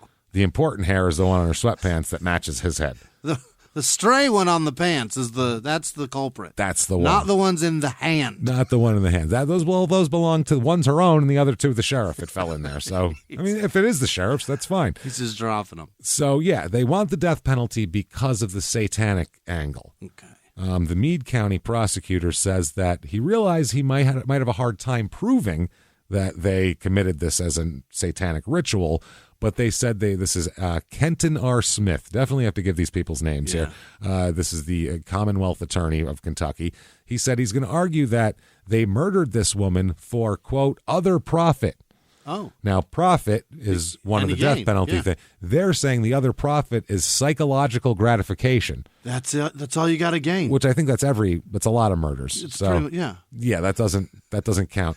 So under the state's capital murder statute, the death penalty can be sought when the murder is committed under aggravating circumstances, one of which is for the purpose of receiving money or anything of monetary value or for other profit. They're saying that other profit Is forever life. is, well, yeah, wait till you hear about their exact things here. Smith, the prosecutor, acknowledged that he doesn't know, quote, if this case is going to fit the law or not. I've got to learn a lot more about Satanism before this comes to trial. Holy. How about do that before you seek death penalties? Right. That would be the thing to do. Know what you're talking about before you try to Before you kill charge people. somebody. Most courts have interpreted profit to mean financial gain Yeah. or other, material Right. goods. Somehow to benefit your economical situation. Yeah, Smith says we're basing the fact that this is a capital case on the evidence that we have that this would be a sacrificial type of killing and done for that type of human satisfaction. Yeah, because his That's economical profit. situation is the thereafter. It has Yes. nothing to do with today. Satanists don't give a fuck about here. That's profit. Now we're talking profit down the road here. Getting his house in the thereafter. See what I mean? Jesus Christ, the whole thing's crazy. So they said one particular wound caught the investigators' attention. That's the brainstem punctured with 2 deep jabs to the back of the neck, in the same way that Satanists are known to kill small animals as sacrifices. So you know how you stab a lobster and cut the Yeah, thing down? right. Same thing. Or like a pig farmer with that bolt. Yeah, it's same thing. That's Yeah. the way you sacrifice an animal, or if you have a raccoon pinned down, you Gotta stab him in the Put it out brainstem. of its misery fast. It's not the act of killing isn't the enjoyment. It's to get rid of Yeah. it and then we benefit. Yeah, and it paralyzes them right away. No twitching around, But fucking 11 stab wounds and slicing the throat. and it's then a bit brainstem. much. Yeah. Seems like a lot. Yeah. They also get an expert in here. Okay. This is Corporal Mike Helm of the New Albany, Indiana Police Department. Oh, he's an expert. Not involved in this case anymore, Yeah. but he has taken more than 35 training courses on ritualistic homicide.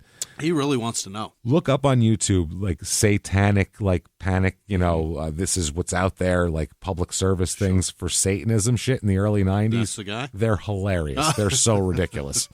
They didn't know what they were talking about And at that's all. what this guy sat through 35 times. 35. He said that, quote, tattoos and marks will be placed on the left side of the body. It symbolizes the reverse of Christianity. The inverted cross is the same way.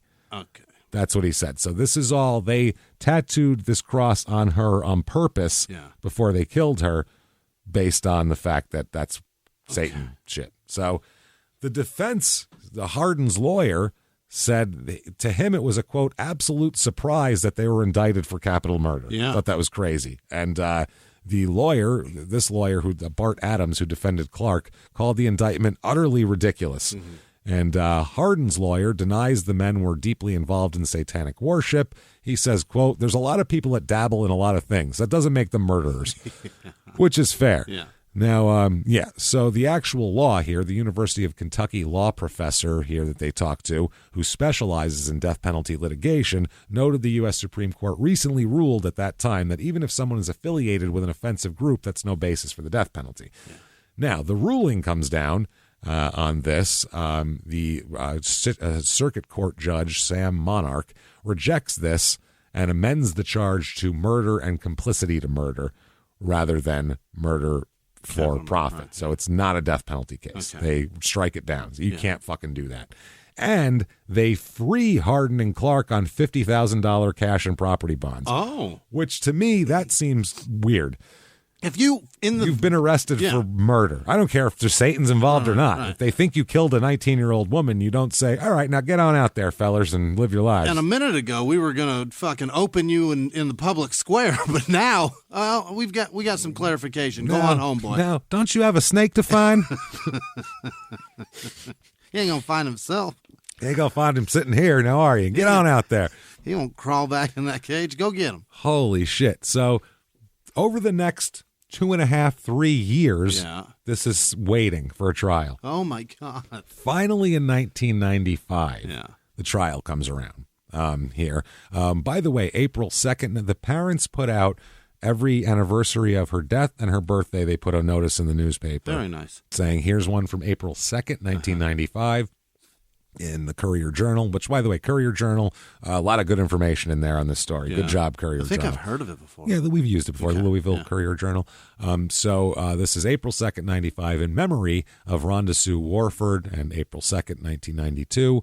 It has been 3 years ago that you went away. We miss you more and more every day. We love you so very much. You will always live in our hearts. We will never forget the wonderful memories you gave us. Rest in peace, our angel. Sadly missed by mother, father, sisters, brother, cousins, aunts, uncles, nieces, nephews, friends, and neighbors. Entire fucking family. Everybody apparently here.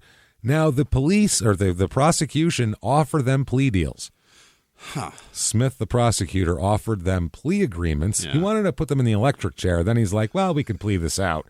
And they say, no, we're not taking we plea didn't do agreements. this. Yeah. So the lawyer, Clark's lawyer, says, if you're innocent, why do you need to do 10 years? Yeah. I'm not doing it, which is what everybody says when they don't want to take a deal, too. Right. So everybody's saying what they should be saying, essentially, here. So we don't know what's going on. Trial comes along. Maybe that'll clear everything up, hopefully. Yeah. It's a trial. That's the point. Let's put all the evidence on the table. Yeah.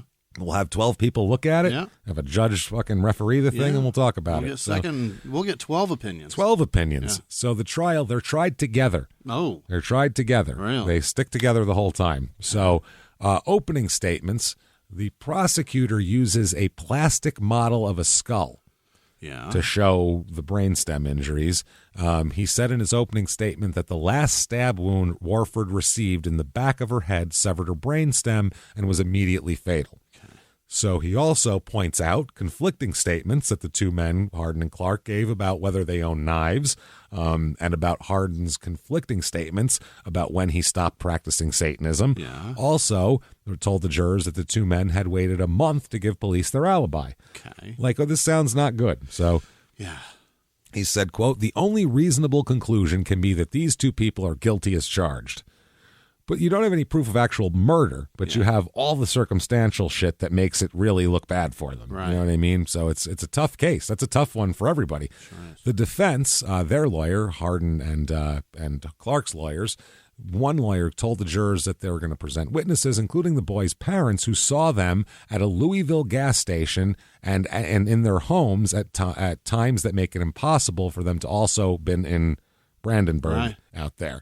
They also said that their witnesses will tell how investigators ignored other suspects, including an ex-boyfriend of Warford's, and that they said they'll talk about that the lawyer said Hardin's going to testify. So right in the beginning, he says they're going to testify. Yeah. They're going to hear it right from them, which lawyers never say that. Right. They usually wait until find out if the chess piece needs to be played. Exactly. And they said, no, they'll testify. And he says Hardin's going to talk about he'll tell you all about his involvement in satanic practices to the point where, quote, you'll know more than you ever wanted to know. We're going to make you uncomfortable as fuck around here. Which is another strategy. Rather than keep it like hidden as far as this thing that is whispered about, make it so boring. Yeah. Put it out and make it so much where people are like, I'm tired of hearing about Satan. It's Satan. It's all I hear about.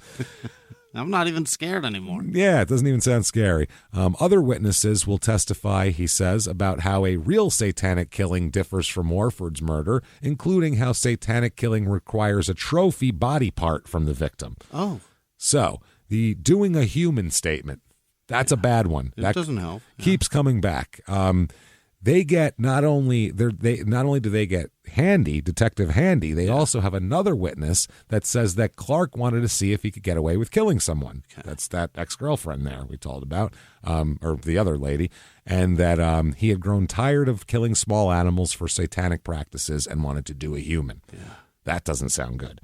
So the Commonwealth attorney here, Smith, he tells the jury that a broken cup seized from the bedroom was a chalice from which both defendants drank the blood of ritually sacrificed animals to, quote, enhance their standing with Lucifer. Right. You got to move up that corporate ladder. The satanic corporate ladder is a very, very difficult thing to negotiate. There's a lot of politics involved in it. Give a fuck about an MBA. It's a lot of golf games and free martini lunches. You know what I mean? That's really what it's all about with the, enhancing your standing within Lucifer's corporate organization. It's very difficult. Smith also told the jury that Hardin lied when he claimed he had cut his hand when he dropped the cup. He says the blood on the washcloth is mine, and the blood in the cup is mine, not an animal's, and that's not Rhonda's. He said, because I dropped the cup, broke it, cut my hand, and covered it with a washcloth. That's his story. But that also sounds very convenient. Yeah. Oh, so there's all this blood and it's yours. It's a very easy solution to wash away a murder, friend. That's the thing. So the state satanic expert that they bring in here says that the murder does not appear to be a satanic ritual sacrifice. Okay. It might have been some like amateurs trying to do it, but this isn't like the work of like a really, top tier organ. This isn't like an A1 Fortune 500 satanic corporate structure here. Whoever these people were not at the retreat with us. It's like a satanic bodega is what they're running. It's very low level. Low rent. It's not exactly that big of a deal. That's ballsy as shit to be an amateur and kidnapping a 19-year-old and then destroying her like this. Ripping her apart. And but that's the motive they have is Satanism. They don't have any other motive. So holy shit. They have to go with that. So the hair, okay? Crime laboratory analysts reported that the hair found on the sweatpants is similar in color and microscopic characteristics to Hardin's hair. And like we said, Mary Warford, she testified, said the sweatpants were hers. She washed them, and then now the hair's on there. So that's a big deal. Amy Remsburg testifies. Oh, boy. That's not good at all.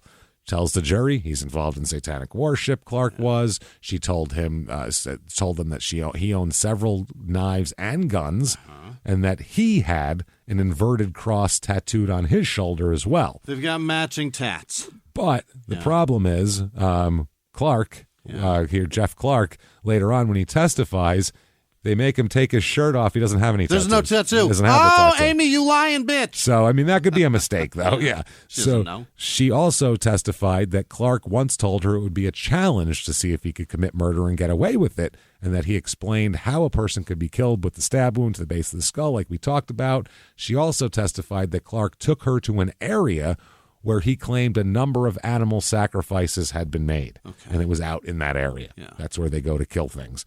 So, now, the defense presents evidence that the Remsburg gave a tape-recorded interview to police shortly after the crime, which police specifically asked whether Clark had ever discussed the brainstem, and then she admitted, yes, I didn't say that till after the cop said it, but because I didn't remember the term. Okay. And then they said brainstem, and I went, that's what it is, brainstem. Okay. Yeah, that's what he said. That's her thing there. Now, the Warford family almost gets kicked out of the court here.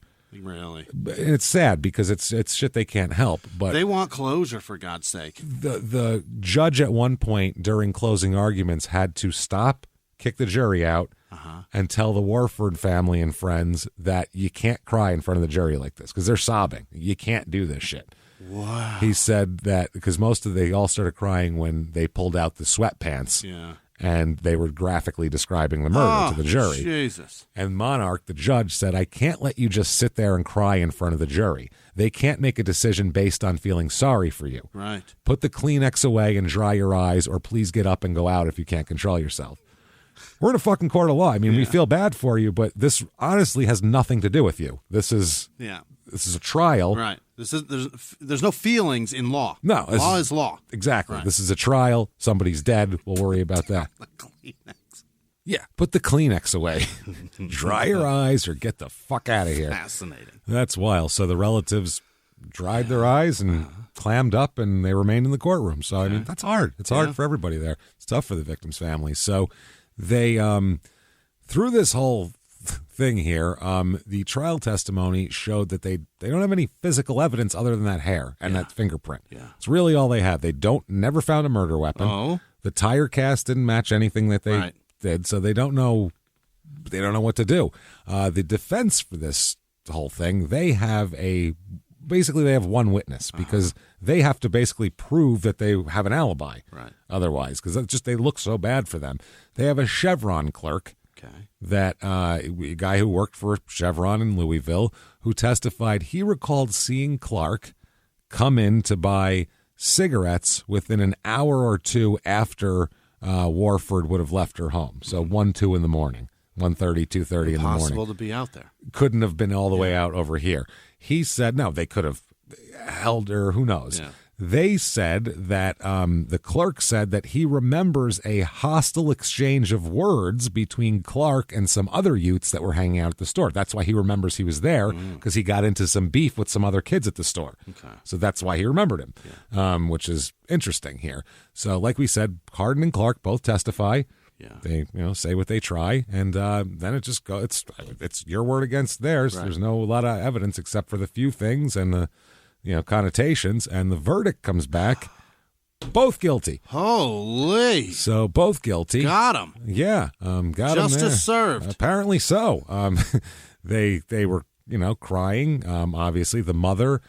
Apparently, the mother when they found him guilty. Yeah. Mary, Rhonda's mom, started yelling at Keith, started screaming, "No, Keith, no, like you motherfucker, you son of a bitch," again and again. And about a half dozen of the friends and relatives yanked her out and pulled her out of the courtroom because she was getting real mouthy. Because who wouldn't? Rightfully so. Rightfully so. Yeah. They said that she always had a little bit of doubt in her mind about Hardin, is what the sister, Rhonda's sister, said about her mom. Really? She always was worried about Hardin. She didn't like him. Yeah. And the satanic thing and all that shit.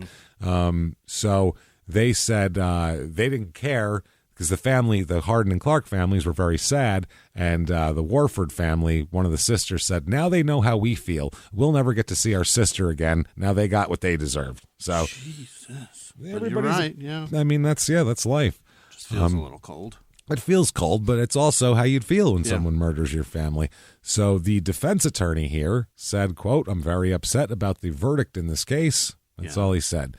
Now, before sentencing, the defense says we have new evidence. Okay. That is exculpatory. The defense says that. Defense says that. So you might want to listen to us before sentencing here. Yeah. So, he says that they asked for a new trial before sentencing. Really? After they were found guilty. It's that good of evidence. Apparently it's great from what they think. They said that the evidence was a letter from a former Meade County inmate who testified that Clark confessed. It's Capps, the guy who wrote the letter, who said that he confessed to him twice. So the defense lawyers said that the letter sounded as if the former inmate was asking another potential witness to lie. It's a letter that this inmate wrote to another witness, to another person there. They said they could have used the letter to challenge credibility, but they didn't learn about it till after the trial. Because one of the state's witnesses was this Capps guy saying he confessed to me in jail, but they have a letter saying that they have a letter where Capps is asking someone to lie, is what the defense is saying. So their motions include affidavits from a guy named Kevin Justice, to whom the letter was sent, and a public defender in Colorado.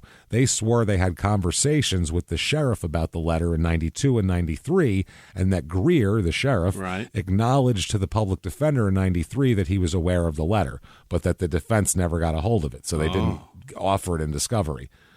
Which is, you got to do that. That's questionable. That's part of that. Now, the Commonwealth attorney Smith, he said that that he had provided Justice's name to the defense, the guy who got the letter, and the defense's interpretation of the letter requires, quote, "a tremendous leap of faith." It doesn't say, "Hey, let's go lie, let's make something up." I understand that desperate people do desperate things. This letter is the best hill of beans they can come up with. He's saying the letter doesn't mean shit. It's not what he said. They're interpreting it their own way. Yeah. So the ruling is, the judge said that the defense had not shown or proven that the sheriff had knowledge or possession of the letter in question during or prior to the trial. Okay. So the judge noted that during the interview with Greer and other law enforcement officials, Justice, the one guy, said that his mother had the original and that he had never given a copy to Greer. So... Also, the judge notes that the Justice guy later recanted his statement about the letter. So it's all a big confusing mess. So sentencing comes around. Oh, God. Here we go. The Smith, the Commonwealth's attorney, described Warford's death as a totally senseless killing. I don't think you can argue with that. Right. That's pretty fair. He said, "You and I don't do anything to the Keith Hardins and Jeff Clarks of the world. They punch their ticket, they take their chances, and they live the life they choose." That's fair. Most of Clark's family had left during the deliberation of the sentence here, and Hardin's family declined to comment as they left, except for one woman in his family who wouldn't give her name, but she said that the jury bases its decision on, quote, on sympathy. There's no justice down here. Okay. That's what she said. So the judge says, you, sirs, the jury, and then the judge, you, sirs, may fuck off. Yeah. Life in prison for both of you. Wow. 2 lives. Get in there, Yeah. fuckers. So that's that for them. Done. Done and done. We solved it. You would think. It's over. But it's a little early in this episode. Sure for that. is. And a little early for it to Get be some time. solved and over. Get some time to fill. That's right. That's because some weird shit goes on now. Oh, boy. Oh, by the way, September 10th on her birthday, happy heavenly birthday to sweet angel up above. She looks down on the one she loves, on the ones she loves. We love you, sweetheart, and we miss you very much on your 23rd birthday. Jesus Christ, that's fucking sad, man. That's And they've so got to put sad. this, they're communicating to, this is so Every time. shitty. April, So shitty. April 2nd, 96, 4 years ago today, you were taken away from God. us. They do it every The year. pain that they're going through. This They're is horrible. in horrible pain, Yeah. these people. It's awful. Nobody. Yeah. I have a 21-year-old daughter. You know, I get it. No one wants to lose a kid that age. They're not a kid anymore, but they're still a kid to you. Right. And You know? Facebook doesn't exist, so they've got to do it No. in the newspaper. God They put it damn in the newspaper. Ah, Yeah. shit, so So painful. sad. No likes either that way. No, you don't get the instant gratification of it. Oh yeah, people talking to you Yeah. and make you feel better You a don't little get bit. you don't None get of the, that shit. the care icon. No, Nothing. Can't get a heart out of you. Can't get a smiley face hugging a heart. Fuck, God man. damn it. Jesus, this is terrible. So time goes by Yeah. from 95. So they were out on bail till the 95 trial. Right. They're in jail. 2009 comes around. Oh dear Lord. So 14 years. they're These in prison. boys have been living it. Oh, living it hard. And the Innocence Project Yeah. Incorporated and the Department of Public Advocacy Kentucky Innocence Project. They do good work. So all these innocence projects, they agreed to represent Hardin and Clark respectively to secure DNA testing of the hairs Oh, great. found on the fucking victim. Yeah. In 92, they could have, it was a little different because you needed more of a sample, but sometime between then and 2009, it's been Right. very available to test Yeah. this shit. And now, by figure then, it out. shit, you can fart in California. They they'll can do- test yeah. the wind in Virginia and find it. You watch like On Patrol, like Yeah. in South Carolina, they have a crazy DNA testing lab, they said, where like if somebody comes in and you know robs a convenience store, they literally go, what did they touch? And it'll be Yeah. like, oh, he touched that thing. Grab that, we'll DNA swipe it, we'll figure out. It's like, what are you kidding me? You Did he can't touch fog up things the now. door? We can get in that way. That's wild. Back then, they had whole hairs, a washcloth full of blood, and they were like, man, hairs and blood. I don't know. Whew, that's pretty gross. washcloth full of blood. And they're like, shit. They go, gross. Wish I knew which body that went Yeah, to. that's disgusting. Look at that. I wonder who that came out of. Shit. In 92, they're like, don't touch it. You'll get AIDS. Yeah, you'll get it. Now, you will get AIDS, so watch out. It's true. Don't DNA test it. Also, they're going to test the fingernail scrapings because that'll tell you a lot. Yeah. She's not scraping up anybody she's not attacking, so Right. that tells you a lot. The Innocence Project believes DNA testing has the potential to identify a different perpetrator. And we'll talk about who that perpetrator is. As long 'cause as it's they have it. well, it's a specific person. Okay. They said that, and if it's not this person that they're talking about, that it could be this DNA could obviously then be compared to the Kentucky and FBI DNA databases. And maybe we got somebody. Yeah, because they're figuring that someone who did this, Oh, God. They've done so much worse. this isn't, they didn't just go, well, I retire from Yeah. violence. Like, this is, I'm all done now. there's more. So this person's DNA is probably on file somewhere at Hopefully, this yeah. point. Hopefully, unless they were killed Real damn good at this for a long time. Yeah, a village of people with pitchforks and torches. I almost said tit forks. Tit forks. Tit forks are attacking. Oh, the villagers have their tit forks out. Watch out. Tit forks and butt plugs. That's Oh, this episode. man, watch out. Tit forks, butt plugs, and Butt clubs. butt clubs. God, I can't talk today. Fuck my stupid tongue, as I've said before. And, of course, satanic corporate ladders that Yes. you need to climb. There's a lot going on here. So the Innocence Project, obviously, gets possession of evidence containing this other suspect's DNA and proposes the testing be done, obviously, at a fully accredited private DNA lab, not the Somewhere state, else, because they don't trust Kentucky, apparently, and we'll tell you why in a minute here. They offer to, Innocence Project offers to cover all the costs of the testing. Yeah. And by the way, at that point, they find that the fingernail scrapings cannot be located. What the Fucking fuck? state lost the fingernail scrapings. You dipshits.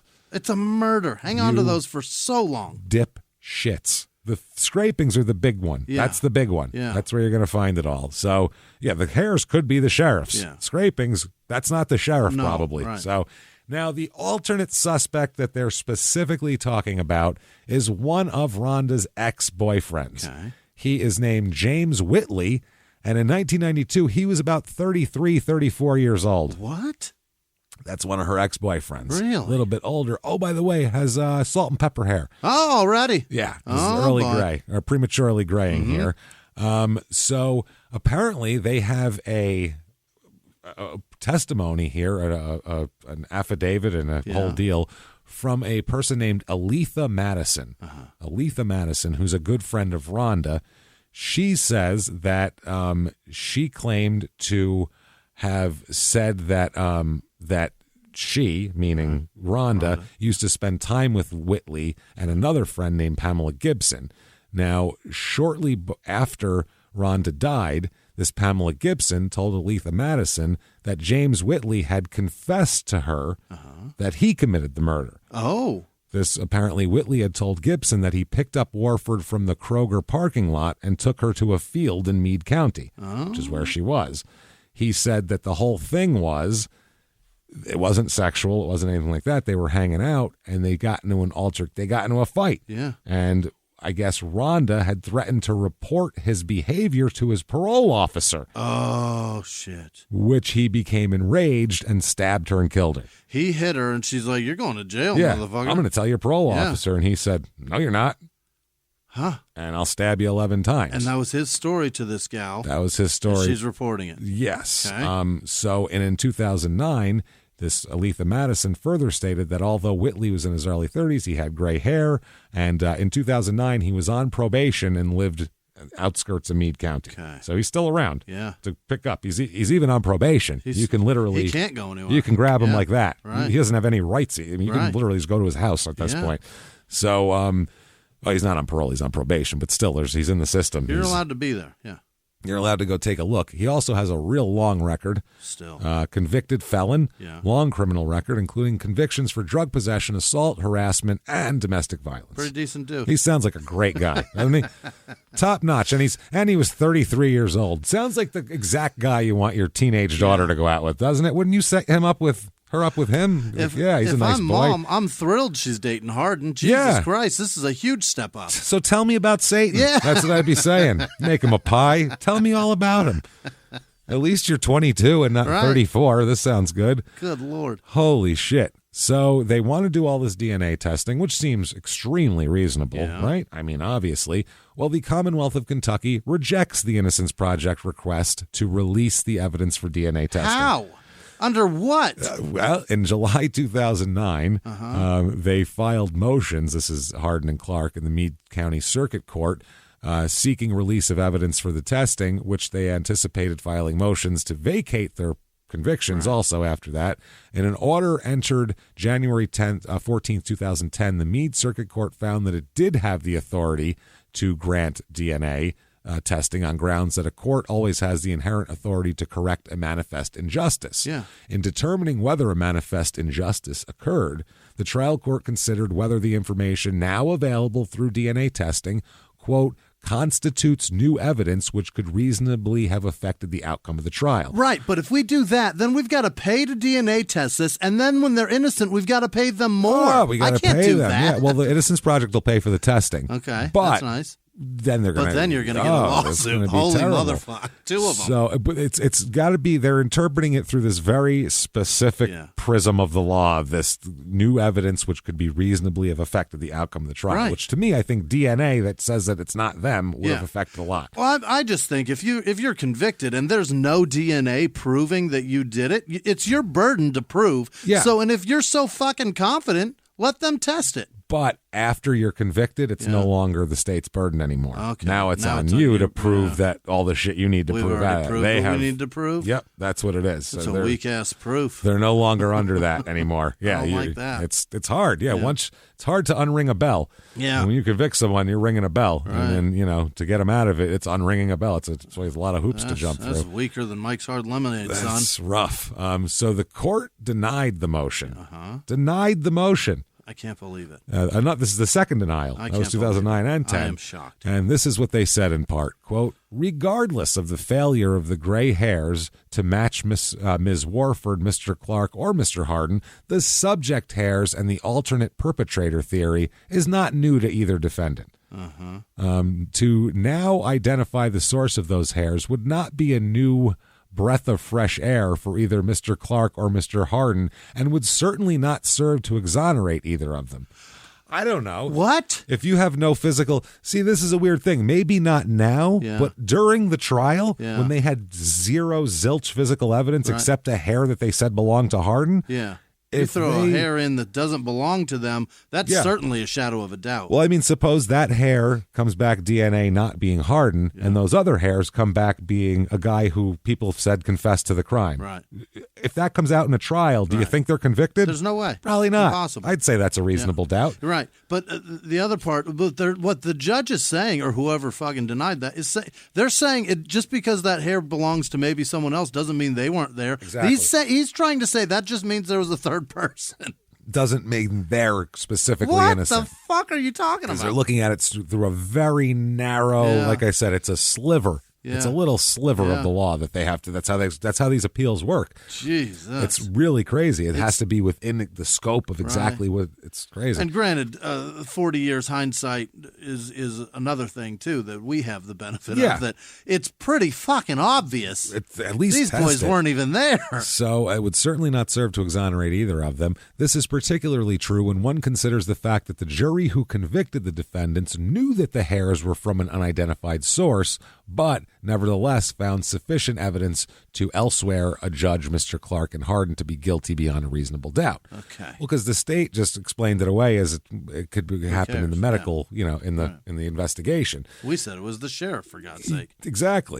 Calling all dog owners. Your furry friend deserves top-notch nourishment, and Ollie delivers the clean, fresh nutrition your dog needs in 5 flavors they'll absolutely flip over. Ollie is made in U.S. kitchens with ingredients carefully sourced from trusted growers and producers around the world, with absolutely no harmful fillers or preservatives. With protein-first recipes like fresh beef with sweet potatoes, fresh turkey with blueberries, or fresh lamb with cranberries, you might start thinking, dang, my dog eats better than I do. And that's probably true when it comes to Ollie. Give your pup a fresh start this new year by letting them taste test a personalized meal plan with Ollie. Head to ollie.com/Wondery. Tell them all about your dog and use code WONDERY to get 60% off your first box of meals when you subscribe today. Plus, they offer a clean bowl guarantee on the first box. So if you're not completely satisfied, you'll get your money back. That's OLLIE.com/Wondery and enter code WONDERY to get 60% off your first box. Start your dog's new year off right with Ollie.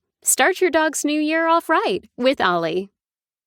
Creating really great retail experiences is tough, especially with multiple stores, teams of staff, fulfillment centers, separate workflows. It's a lot. But with Shopify Point of Sale, you can do it all without complexity. And let's face it, acquiring new customers is expensive. With Shopify POS, you can keep shoppers coming back with personalized experiences and first-party data that give marketing teams a competitive edge. In fact, it's proven, based on a report from EY, businesses on Shopify POS see real results, like 22% better total cost of ownership and benefits, equivalent to an 8.9% uplift in sales on average relative to the market set surveyed. Want more? Check out at shopify.com/Wondery. All lowercase, and learn how to create the best retail experiences without complexity. Shopify.com/Wondery. So it says, in summary, this court finds that there's nothing new to be learned from DNA analysis that could exculpate either defendant. After carefully considering the facts applicable to the current motions, the court finds there's no evidence that any injustice has occurred. Holy. None. So denied. The trial court denies the motion for release of evidence of analysis, and there you go. So they appealed the ruling to the Court of Appeals, and here's the appeal of the denial. This is all a trip to me, and there's a huge crazy shit coming, by the way. I believe you it. definitely want to stick around for this shit, because it's wow. So On appeal, they argue, Hardin and Clark, that DNA testing methods now available could conclusively identify the source of the hairs found in her hand, thereby establishing their innocence, obviously, and identifying the perpetrator. Two birds, babe. So they contend that the results of DNA testing will constitute newly discovered evidence, like we said before. They asked the court to reverse the Meade Circuit Court's denial of DNA testing. They asked for an order directing the Commonwealth to release the hairs to a fully accredited private lab for DNA testing to be paid for by the Innocence Project. And 3, an order directing the Meade County Meade Circuit Court clerk, the Commonwealth's Attorney's Office in Meade County, the Meade County Sheriff's Office, and the Kentucky State Crime Laboratory, and the Meade County Coroner, and any other agencies that at any time maintain possession of the physical evidence in this case to perform a physical search for the victim's fingernail scrapings collected during the autopsy. Okay. Find the fucking evidence. Where is all this shit? For Christ's sake. You're responsible for hanging on to that shit. Like, it's just part of it. So the Commonwealth urges the court to reject this request. Okay. The Commonwealth argues that this particular law only provides for post-conviction DNA testing in capital cases. This isn't a capital case, remember? So we don't have to bother anymore. So who cares? They got life. They'll be all fine. right. They'll be fine in there. We'll take care of them. If they work out, they watch TV, don't worry about it. That's what they're saying, basically. So, well, they could be guilty. Yeah, we're not. True, yeah. We don't know. It's just they didn't have good evidence. It doesn't mean they're innocent so far. You can't do that to people, though. Show's not over. Great point. You never know. But either way, this is terrible. This is horrible. The Commonwealth further argues that the statute they're talking about, notwithstanding, the trial court properly denied the motion on grounds that no manifest injustice would result from the denial of testing, as the results of testing would not exonerate the appellants, but would at best implicate a third party. Sure, yeah. Which to me is important. Yeah. Was, even if they think, okay, these two definitely did it, was a third party there? Get them too. Someone else was participating in a horrible fucking murder? Right. Maybe let's have a chit chat with that guy and put him in jail. What do you say? A bloodbath of a 19-year-old in the middle of the fucking woods? Let's get every person that was there. Let's get tire casts and find out if those match too. Right. Let's see if this person, let's figure it out. So while provides for post-conviction DNA testing for capital defendants, Kentucky has no statutory procedure regarding DNA testing for non-capital defendants. It's only in death penalty cases, because that was like triage. We need to get that passed. All right, we got to make sure that is real and on the up and up. So the United States Supreme Court has recognized a limited procedural due process right for defendants to secure post-conviction DNA testing to prove their innocence. This drives me crazy. We DNA test everything. Yeah. Go back through go into your shit, start in 1960 and just run everything through the machine. I don't give a fuck what it is. Just run it all through and we'll see let's get a scorecard and we'll see how bad we've messed up over the years. Because I think we might owe some apologies. We might owe some other people some jail time. Let's figure it out. Yeah. Let's audit our system here like this. Yeah, you'll go count my money over and over and over again until my taxes are right. Yeah. Let's do this. No shit. So they talk about this is based on some other case called Bedingfield. Yeah. That's the statute or the precedence of this whole thing. So they say, while the appellants in the present case wish to pursue the same procedural path approved by this court in Bedingfield, that one, the Commonwealth refuses to release the evidence. This is from them. Without the ability to test the evidence, appellants cannot proceed. Per our decision in Bedingfield, we conclude the trial court abused its discretion in denying their motion. So this court is differing with the other court. Yeah. This court previously recognized on direct appeal that the appellants were convicted based on highly circumstantial evidence. The physical evidence the Commonwealth asserted linked the appellants with the murder consisted of one fingerprint found in Clark's car and one hair seemed deemed similar to Hardin's found on her sweatpants. However, this evidence was far from conclusive of the guilt of either appellant with physical evidence, as the victim was dating Hardin and it was undisputed that she had been in Clark's car in the past. Given the medical examiner's conclusion that the victim was killed following a violent close-range struggle, if the unidentified hairs found in the victim's hands were matched to Whitley, the other guy, or another individual in the Kentucky or FBI DNA database of convicted offenders, we believe this evidence would, with reasonable certainty, change the verdict, or that it would probably change the result of if a new trial should be granted. Yeah. So here is their official ruling, the appellate court. This is amazing.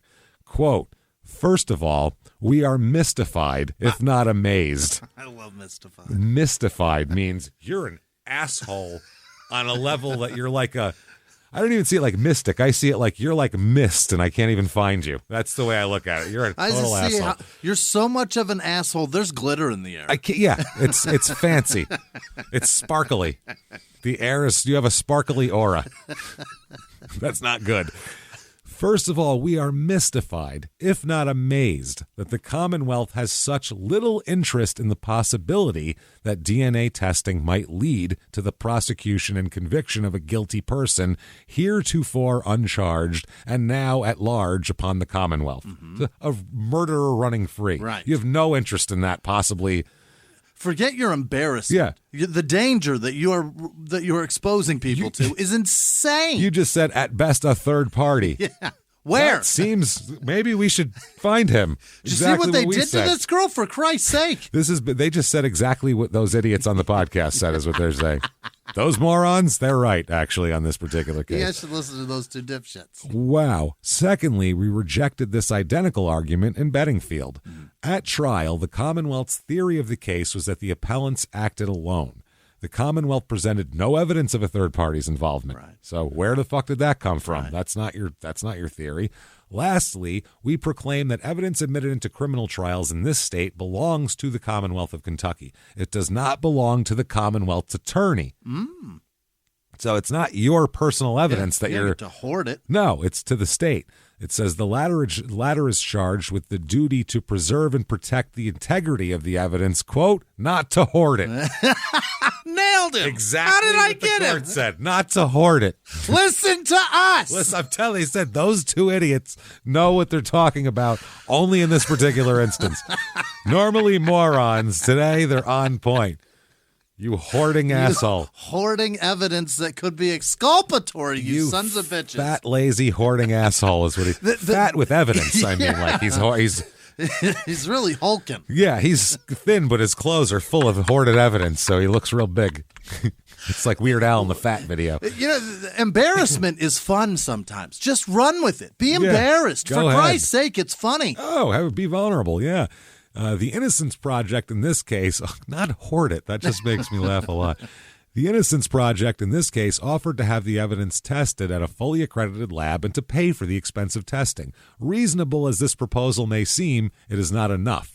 Safeguards must be in place to protect the chain of custody and integrity of the evidence while it's being tested, which is fair. Yeah. The trial court is in the best position to establish the appropriate guidelines and monitor the process. In other words, it's possible to say he'll give it to you and this one gives it to that one. Chain. Yeah. That's fine. We hold the appellants are entitled to the testing they seek. Accordingly, the order of the Meade Circuit Court denying appellant's motion is reversed and the case remanded for further proceedings consistent with this opinion. Wow. Affirming the ruling, the state Supreme Court also rejected the state's argument that the men's unsworn statements admitting to crimes constituted legitimate evidence of their guilt. Just the statements they made to a cop that were unrecorded and not under oath. Right. So you can't just say that's all evidence. Inmates have, that was the thing, because the state said, look, they're saying they're innocent. They've been up for parole. In their parole hearings, they said they did it. Because you have to in a parole hearing. You will never get parole unless you said, I did everything you said I did. It was terrible. I'm an awful person. I've changed a lot. And now I know that was wrong. Right. You never get out saying, I'm innocent. That's not how it works. And the guy that sits in court screaming, this is a kangaroo court. Yeah. I didn't get a fair trial. Not helping. That guy always gets life without. He's fucked. When his partner just got 10 years. Yes, totally. You have to have some decorum. vulnerability. Yeah.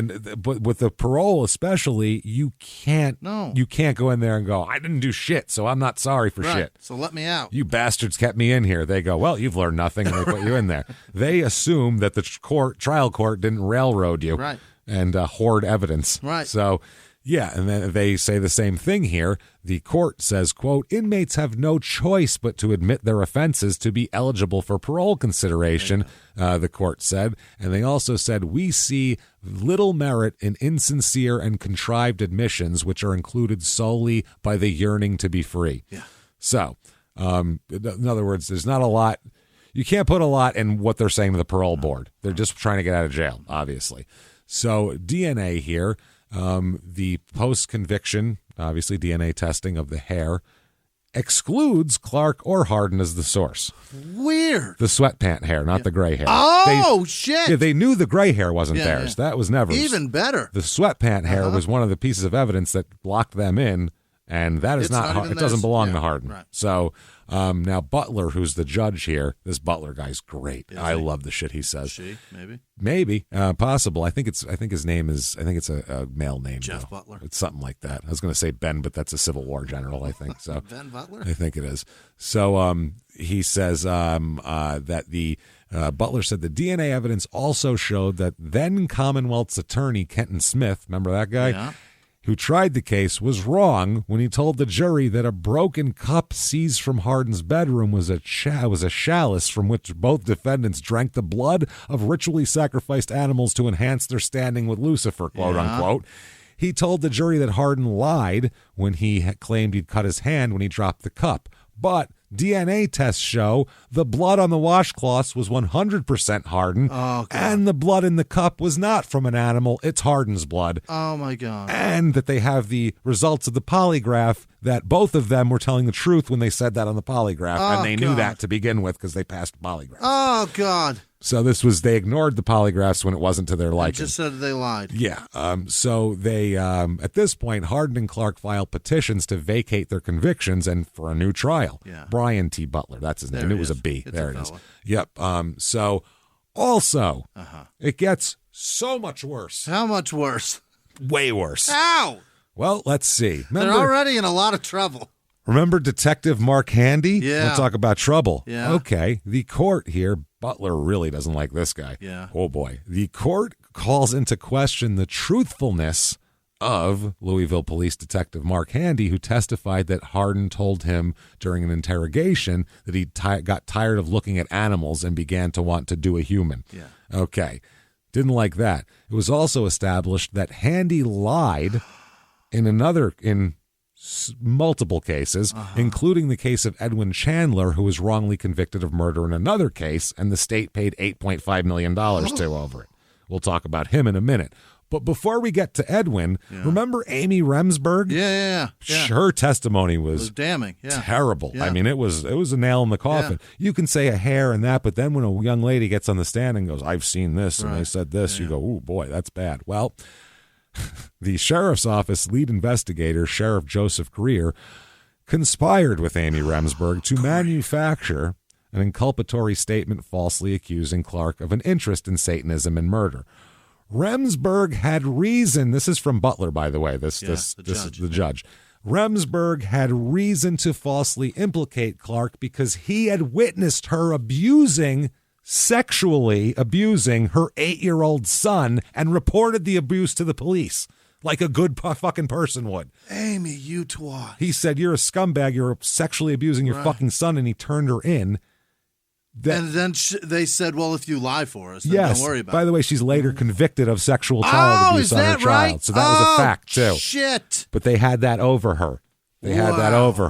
During the interview, Sheriff Greer reshaped Remsburg's statements by feeding her non-public details about the murder. What in the hell? Including that the police believed it was a satanic ritual sacrifice and that the fatal blow had been a stab wound between the base of her skull that severed her brainstem. Armed with this information, Remsburg said, Jumped up on the stand. all of that Said shit. all of it. Brain cell. Yeah, he was telling me that's where you stab. He can't wait to kill someone, and that's where he'd do it, right in the brainstem. Yep, that's what he said. Unbelievable. Wow. Remember that cellmate? Yeah. With the letter? Yeah. Capps. Capps' sentence of incarceration was converted into probation For his testimony? under Kentucky's shock probation procedure just 1 week after he told the cops that he confessed. 1 week.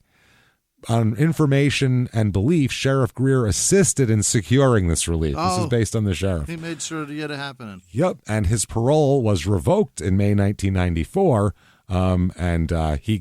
Capps gave false testimony at Clark and Hardin's trial regarding these two fabricated confessions. Wow. Oh, time of death. Yeah. Let's talk about that, right. too. What time? Oh, well. They say between something and 4 a.m.? Well, initially, when they first found her, they said the body was fresh. Yeah. Just happened. Just happened when they found it on April 5th. They thought the murder originally happened the night of April 4th. So she's probably sitting here overnight, they said. But Clark and Hardin had detailed alibis for April 4th. Yeah. And they also had independent alibis for April 3rd. Yeah. But they're the only two people who could attest to each other's alibi in the early morning hours of April 2nd. Okay. There. So Detective Handy conveyed this information to Sheriff Greer, who, with Meade County Coroner William Adams, sought the opinion of Chief Medical Examiner to date Warford's death to April 2nd. They changed it to April 2nd. Unbelievable. They originally had it as April 4th. Yeah. They changed it to the 2nd after they had gone through the investigation, found out they had alibis. They said, let's change that to the 2nd. Perfect name, Handy. You're a real jerk off. Fucking jerk off. So, they said the medical examiner said that it was impossible to determine the exact date or time of death. Yeah. He conceded that it could have happened April 2nd. As the prosecution said, could have happened April 2nd, right? And he said, I could have. Sure. Anything's possible. As long as we can make them guilty of it that day. Holy shit. A witness. Yeah. Let's talk about a witness here. Shortly after her body was discovered, April 5th, a witness contacted the sheriff's department and reported seeing Rhonda alive on April 3rd, 1992 in Brandenburg, Kentucky. Couldn't have been the 2nd. So she's there breathing. That's not good. On information and belief, by the way, this was relayed to Detective Handy. He knew about all of this shit. Right. So this is from the court, quote, defendants, meaning the state at this point, because they're being sued over this later, buried this exculpatory information. So we have hoarding and burying. Yeah. Two things the state should never be doing with evidence. And doing them at the same time is way worse. yeah. Hoarding and burying at once. He's hoarded it and buried the whole damn thing. They did not record it in any police reports and did not tell the prosecution or defense counsel that the witness had seen Warford alive after her purported date of death. Defense counsel only learned of the witness' exculpatory evidence through its own independent investigation post-conviction. Wow. Which is insane. They had to recreate a whole investigation to piece together what these people were hoarding and burying. Unbelievable. So what about buying cigarettes as an alibi? Yeah. Okay, that's pretty gross too. They said that Clark said he drove to Hardin's house, to Hardin's parents' house, at several blocks away. They stopped at a Chevron where Clark bought cigarettes. Several witnesses, those teenage kids that he was arguing with, saw Clark and Hardin at the Chevron station and at Hardin's parents' house. It was Hardin's parents there, which they can't be relied on because that's the parents, obviously. Right. So Detective Handy and Sheriff Greer knew that Clark and Hardin's alibi would be easy to verify because the Chevron has a full surveillance system. Yeah, camera 92. system. There's cameras everywhere. You can just go, there they are, 2 in the morning, never mind. Okay, they knew this the day after they talked to them. Okay, that would establish that they were in the gas station. Yet Detective Handy and Sheriff Greer deliberately failed to investigate this alibi. They questioned no witnesses about Clark and Hardin's whereabouts on the morning of April 2nd, and they did not contact the Chevron station to obtain the video. Unbelievable. So the surveillance video was then destroyed, of course, re-recorded over so many times. A week after, which is Chevron's policy. Yeah. Every week you go over Nothing the tapes. happened. Record it. Yep, no robberies. There we go. They could have asked for it the day after, like when they knew it was there, and they could have had the evidence. Wow. Done. So let's get back to Edwin Chandler. Remember him? No. Who was he? Boy. He's the guy that Handy is had falsely acquitted, falsely convicted, right. and was... guy who won $8.5 million from the state. Rich guy. Very rich guy now, Edwin Chandler. Well, Detective Handy, this is from the court, Detective Handy also orchestrated the wrongful prosecution. God, I sounded so New York when I said also. Good God. Also, orchestrated the wrongful prosecution of Edwin Chandler, a man who was falsely convicted of murdering a gas station attendant. Okay. Detective Handy zeroed in on Chandler despite a lack of any physical or testimonial evidence linking him to the crime. Right. Detective Hanley and defendant and Detective Clark, his co-investigator, administered a polygraph to Chandler, falsely told him that he lied, and coerced him to falsely confess. Okay. To make the confession sound credible, Detective Handy fed Chandler non-public details about the crime and falsely represented that they originated with Chandler. What the fuck, man? Why do you do this job? Oh, my God. Chandler's false confession was the critical evidence. That's why he has the reputation of being a closer on murder cases, because let's make some shit up. That's crazy. Chandler's false confession was the critical evidence that led to his conviction. When the investigation ends up turning up physical evidence exonerating Chandler, Detective Hanley destroyed or suppressed it. What? Including fingerprint and hair evidence. Well, yeah, that makes me look so bad. It makes me look like I don't know what I'm doing here. Or worse, I'm just a liar. Makes me look like a real jerk off. Wow, evidence proving that Chandler had not committed the crime. Detective Handy's misconduct led to Chandler's wrongful conviction and left the true killer free to continue committing sickening crimes, including the brutal assault of a homeless man. Stop it. Yeah, they found out who did it eventually. In 1993, Chandler was convicted of the shooting death of a gas station attendant, Brenda Whitfield. Though the shooting was captured by surveillance video, an employee of the sheriff's office taped over the video by taping David Letterman. What? They taped over it to tape the Letterman show. We taped over a murder. I don't have any tapes. Oh, here's the fucking video of that murder. Oh, but the top 10 list this week is so good. Oh, but Batman Returns is coming out. Michael Keaton's on tonight. I gotta watch this. Keats is gonna sit through the top 10. Top 10 reasons the Joker's an asshole. I'm gonna want to watch this more than once. I gotta get a tape. Fuck this murder. The David Letterman show. Over a murder. Top 10 reasons I got to get a Taco Bell collector's cup. Oh, my God. Top What 10 reasons the why these fuck? fucking cops should be drawn and quartered. Holy shit. What an asshole. Holy. There was no physical. I can't get over that one. That is wild. Letterman. It's literally a videotape of a murder. Letterman's so good. There's the killer right there. Yeah, but God damn it, he's got that top 10 list, the monologue. Oh, he's doing stupid people tricks tonight. I don't know. I got to watch it. He's making jokes about a stained blue dress. I got to watch. I got to watch. Well, this was This is early. Yeah, 93. It's when he first switched to CBS. So Yeah. That's why. It was hot. Yeah, it was good stuff. While there was no physical evidence to suggest that the then 19-year-old Chandler had been involved in the shooting, a former coworker of Brenda's came forward to testify that they saw someone who looked like Chandler on the footage. So this is hearsay this is C-say. Of he kind of looks I like saw a thing 1992 grainy surveillance. Yes. video. That's what it is. So Chandler agreed to turn himself in on an unrelated check fraud warrant. Okay. And he initially told police he had no involvement in the shooting, but then he eventually confessed that he had been the shooter to Handy. He's convicted of armed robbery and manslaughter, sentenced to 30 years in prison. Jesus. He later said his confession was coerced after being threatened by Handy that he would have Chandler's sister arrested for harboring a fugitive, and claimed that Handy fed him information about the murder in order to attribute that information coming from Chandler himself. That's a strategy they use a lot, is threatening other people too. 5 days after the murder, detectives visited Sonia Collins, his sister's apartment. Collins was home. He was living with her at the time. Right. Collins said that Chandler had nothing to do with the crime, although they had heard sirens down the road at the time he was sitting there with her. Okay. Collins said that Chandler and his girlfriend Anita had dinner with her in the apartment and at about 9 o'clock, they went to the home of a neighbor where they watched Single White Female, the movie, which was, again, big shit at that point. She was so hot. Which one? What's her name? The girl, Fonda, right? There's not two in it, right? Single White It's Female was Jennifer John. Jason Leigh, right? Isn't the blonde chick Fonda in that movie? Bridget? Yeah. No. She's not in Single White Female? Is it her? Maybe it's her. I'll have to Google. I'm sure. Don't fucking tweet me. I haven't seen it. We haven't seen it in 30 years. Yeah. We'll look it up afterwards. We'll know. That's it. I thought it's Fonda good. was the bad lady in Single White Female. I thought that was... Or was it Is she? Rebecca De Mornay? It definitely wasn't No. Rebecca De Mornay.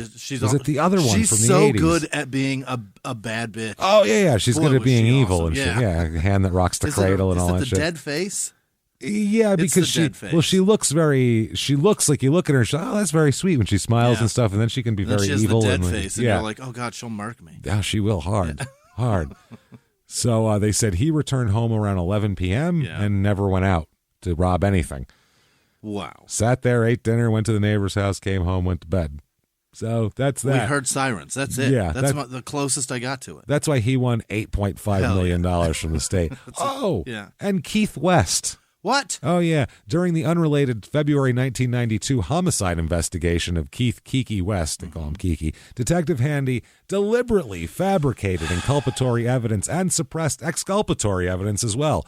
Among other misconduct, Detective Handy destroyed evidence of a witness's initial statement because the witness could not identify West, whom Detective Handy suspected of murder. This is all the judge saying this. This isn't like my opinion. This is Butler's stank, not mine. This is in law documents. Here's the thing. There's no penalty for that other than you lose your pension and you're fired. You should be fucking... Let's find out. Oh, boy. Let's find out. All right. Is he arrested for this? Let's find out. For Christ's sake. Detective Handy, who had been recording the statement, stopped the tape, rewound it, and coerced the witness into giving a second statement identifying West. Recorded over it. Yeah. Detective Handy lied at trial about erasing the tape, but the misconduct later surfaced. Yeah. Former Governor Matt Bevin pardoned Keith West, who'd been convicted of murder, obviously. Yeah. A Louisville judge refused to overturn the manslaughter conviction, that even though Mark Handy had later on will be indicted for tampering with evidence. There you go. He was destroying evidence. That's a hold on. It wasn't accidental or lazy. It was criminal. Just not giving it to the prosecutor. He's literally getting rid of it. Yeah. The ex-governor wrote on December 9th that he was granting West a full and unconditional pardon and restoring all his rights as a citizen there. Now, let's throw one more in for good measure, shall we? Oh, my God. A fourth one? Let's do another. So this one, also in 1995 here, Mark Butcher, this is the Mark Butcher murder investigation. A guy named Mark Butcher was killed. So the other one, though, legally, they couldn't do anything about the procedure, so they just had to pardon him. So yeah, they refused to.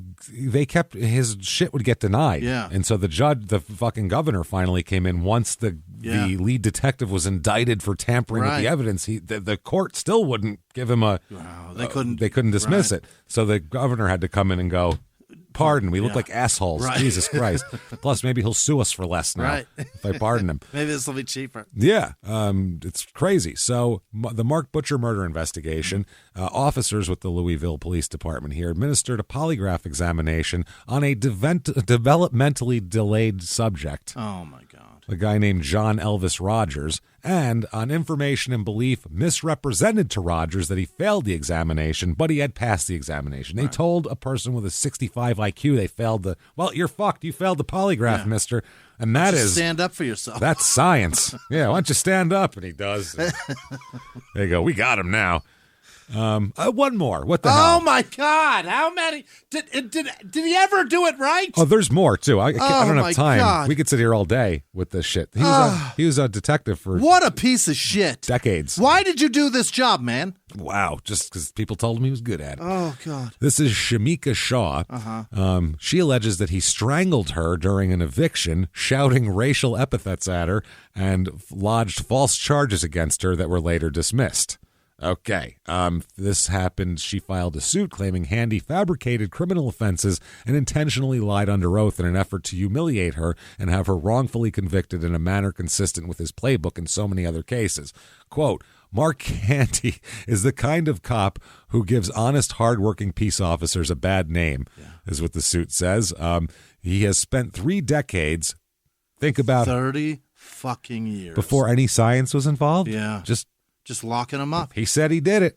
No, I didn't. Yep, he did. I got it right here in my notes. Said he did it. A jerk off. He has spent 3 decades abusing his authority through documented unlawful arrests, fabrication and destruction of evidence, and coerced and inaccurate testimony. April 20th, 2016, he had several cops with him. They rushed into her home, Shaw's home at 650 South 43rd Street, during an alleged eviction. When she tried to show him, Handy, a letter from her landlord allowing her to stay in the house till the end of the next month. We worked it out already. This is over with. We don't need you. Handy slapped it out of her hands and said, "Your black ass is leaving today." Oh, Handy. Then called her a stupid bitch while he threw her up against the wall, then pinned her to the ground and dragged her out of her house into the front yard. Peace. And all the other cops told what happened. So this wasn't just her word. This was everybody. She was later acquitted of charges of resisting arrest and charged her with resisting arrest and trespassing.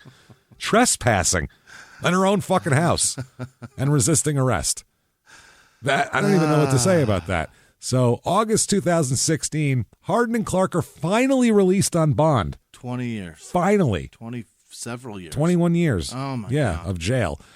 Over the objection of Commonwealth attorney David Michael Williams, who said they were a flight risk. Oh, who cares? They didn't do anything. Leave them alone. They should be able to fly anywhere they want. Yeah, even if they did it at this point, they had no evidence. They did this much time. I'm a fucking, let's just call it a wash at this point. Hey, look, Unreal. No lawsuits either way. They set the Bruce T. Butler again, set bail at $50,000 for both men, property or cash, whatever, just get out. And said they could be released if they posted 10% of it. Wow. You get $5,000 in property, you can leave. See you around. And you got like a 8-year-old Toyota Camry? Fine. Good enough. We'll take it. Just put that up. It's fine. They're now 46 and 47 years old. Their whole lives gone. In August 2016. When they got released, they said they'd never even touched a cell phone before. Yeah. So that's going to be a hard thing to get used to in 2016. Sorry about Metallica, guys. Sorry. I mean, they're still around, but not quite the same. They make a decent whiskey. Try it. Wait till you see Some Kind of Monster, the documentary. You're going to be like, man, therapy in these? Come on, guys. That's not very rock I'm and all roll. for therapy, except for metal bands. Either kick ass or shut the fuck up and go away. Kick ass, do your drugs, and be a mess. Yeah, I don't want to see Spin you. out early. I do not want to see you sitting around talking about your feelings with your bass player. I don't. And you're supposed to die young. That's the other idea. thing. That's what you're doing. Don't age out till you're Yes. Mick Mars suing Motley Crue. I don't want to see this. That goes for podcasters too. That have see, podcast. We have to go to a group. The fuck What are you are you hanging out doing? together? Don't hang out together. You're not married. Why don't you like that person? Yeah. Why did you get? Why'd you get into a business with somebody you hate? Yes, that's what I mean. We did this not because it was some strategic thing of, our voices sound different and we're like this. And we said, we like hanging out together. Let's make a fucking show. So we've never had to go to group therapy. We just Unbelievable. laugh. We just giggle like Just assholes be for 10 friends years. and move along. It's great. Holy shit. So, wow. In separate interviews, Clark on his lawyer's phone and his sister said they were overwhelmed with emotions and the sights and sounds of things, and the world has changed a lot since 96. He's a little freaked out. Ooh, that's can such you a big imagine? change. Yeah, he's like, I heard of the internet once. 2017? Once I got in the mail, I got a disc for 10 free hours of AOL. Is that what's on my phone now? Hold on, we got a lot to talk about. You better soak up all that freedom too, because in about 2 years, you're about to be locked in your own house. God damn it. No shit. So he said, quote, this is what Clark said, "You always dream of this day, especially when you didn't do nothing, and now the day is here. I'm joyful that the truth is finally coming out, but I'm upset it took so long." Yeah. Hope he didn't get tattoos on his fucking face Oh, in prison. I know. Hope he wasn't like, fuck it. Yeah. Let's just fucking go whatever. prison crazy. Yeah. Jesus. Putting SS bolts on himself to try not to Just get to murdered in survive. jail. So his sister, that's got to be tough for I can't imagine, too. white guys in jail. That's what they do. That's They what you all have to join do, that. yeah. Unless You you're- have to, or Unless else you're you- Italian. Yeah, but if We have our own thing. If you're me, you're fucked. You're fucked, yeah. There's us. There's like 4 of us, but we do our own thing, and you leave us the You fuck get alone. to wander around everywhere. Yeah, yeah. You're lucky It's true, fucks. too. And It's- I have to fucking go hang out with these dicks. Jesus. I have to pretend to be a Nazi. Great. This sucks. I don't want to be a part of those groups. No. I don't want to have to get stupid clover tattoos. No, none of that I shit. need one based on personality. That would be better. Can we all hole up based on, is there a giggly group I can join? A bunch of guys hanging out, cracking up? Can we do it Do where we that? just laugh and have a great time? Oh, it's a fun group. I don't think that exists, unfortunately. No, they're all mad. Oh, man. Holy shit. So they talked to his sister. Yeah. And his sister says, it's been hell. It really has been. He went in at age 22, and now he's in his 40s. It's taken his whole young life away from him. So we were hoping he'd get out today and start living. Yeah. His lawyer here, Clark's lawyer, this is who is the supervising attorney of the Kentucky Innocence Project, says she was thrilled they were released and said this is a big step on our long journey to justice. The Smith hoped the Commonwealth would dismiss the charges altogether and said the men's release on bond is 3/4 of a victory because she said there's virtually no evidence left against them since she is confident that the Court of Appeals will affirm Butler's order. Hardin's sister, Vicky Hauser, said the release was bittersweet because their mother died last year. Oh, shit. Yeah, that's the mother died in 2015. Sad sidetrack, October 2016, 2 months later, Gar Keith Hardin Sr. dies as well. Oh, no. So his dad's dead as well, a month after he gets out. But you're free. Yay. Have a great time. Yeah, so that's wonderful. His dad was an Army veteran and worked at Pepsi and all that kind of shit. Dude. So, yeah. Now back to the sister here. Yeah. She said she offered to buy him pizza, but he said he wasn't hungry. He's got too many butterflies when he got out. He just didn't know what was going on. I'll just throw it up. I don't know what's going on. My body can't handle that right now. No, I haven't eaten pizza. That's Hardin said he wasn't angry, which I don't know how you wouldn't be. I'd be like, I will kill every one of you, motherfucker. Right. I wasn't a murderer before, but I am now. You just made one. Hail Satan, bitches. Fuck you. I'd be such a dick. He said he wasn't angry, but thanked Butler for his ruling. He said, I'm glad this finally is coming to an end. And he said he'd like to spend some time with his family. Of course. One of his 3 sisters said he's going to live with her. And Clark has family in Indiana and Florida, but he plans to stay at a hotel Monday night, but doesn't know where he'll go next because their bonds require that they stay in the state of Kentucky. Yeah. He doesn't know anybody in the state of Kentucky. His whole family's gone. Right. So he's like, I don't know where I'm staying. I don't have a home here. Oh, shit. He's going to stay in a hotel and then figure it out. It's like, that's brutal. It's a boarding house or something. That sucks, man. He said he's looking forward to time with his daughters. He has kids? He had kids. And grandchildren. His kids had kids. They're old. Yeah, but he says he spent all the years fighting lies, and the prosecutors spent so many years fighting against DNA tests that led to the convictions being set aside. Obviously. Now, Butler, the guy who wrote the order, who we like here, he said that there is, newly available DNA testing shows that the police prosecutors erred and all that kind of shit. The prosecutor, though, Williams, he was the one who opposed the DNA test, mystically, mystifyingly, and he says he wants to retry both men and has filed a notice he will appeal this order as well. You're going to lose so bad, man. So, defending the convictions, this prosecutor said that Hardin admitted before the Kentucky Parole Board that he stabbed Warford.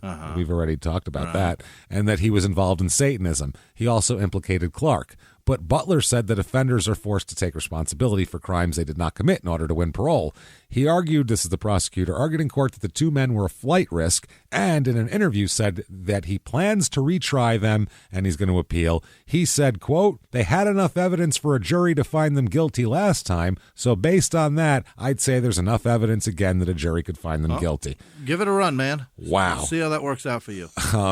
One of the sisters of Hardin here, Jimmie, she said they have no evidence. We don't know why they're pursuing the case. I just don't understand it. Everyone, mystifying. Yeah. It's mystifying, and it really is. Heather Lawson, who is Clark's daughter here, who was adopted as a young child. He adopted a kid when he was 21? That's a real murderer, James. What a piece of shit. So he lived in a trailer with a snake and all that. And he reported a girl for sexually abusing a young lady. That's fine. He also did put a gun in a woman's mouth and cock the hammer, so that's not terrific. Yeah, that's terrible. And so he's a man of, dichotomies. I'll tell you this. He's unpredictable. He's unpredictable. This adopted daughter said that she only got to know her father in prison in the last year. Wow. And after reviewing the case herself and deciding he was innocent, said she hopes he will come home and live with her in southern Indiana if he gets bail. She said, or he gets off bail. I'm hoping I can take him out for a good steak dinner, hug him, and show him my life. They can retry him all they want. There's nothing to retry. Okay. So, wow. Jesus. So virtually all evidence linking them to the murder has been discredited, the judge said. The pair already had served more than 21 years behind bars, but for Assistant Attorney General Perry Ryan, it seems like you should not try him. But for this guy, he said, no. Not only am I going to try them for the murder, but I'm also going to tack on, last time the Satanist thing wasn't good enough for the death penalty. I'm tacking on perjury for what he said to the parole board and kidnapping. Now it's a death penalty case. Wow. We're going for the death penalty. They kidnapped her, drug her out there, killed her, and then lied about it. Yeah, balls, Perry. So how can they perjure themselves and have killed her at the same time? Right. You can't charge both of those things. He's lying that he killed her, so he killed her. What? Exactly. That's what he's saying, basically. The judge said it almost seemed as if Ryan was trying to punish them for proving their innocence. Right. Yep. The ruling now. Oh, Butler had a 14-page ruling where he was not thrilled at all.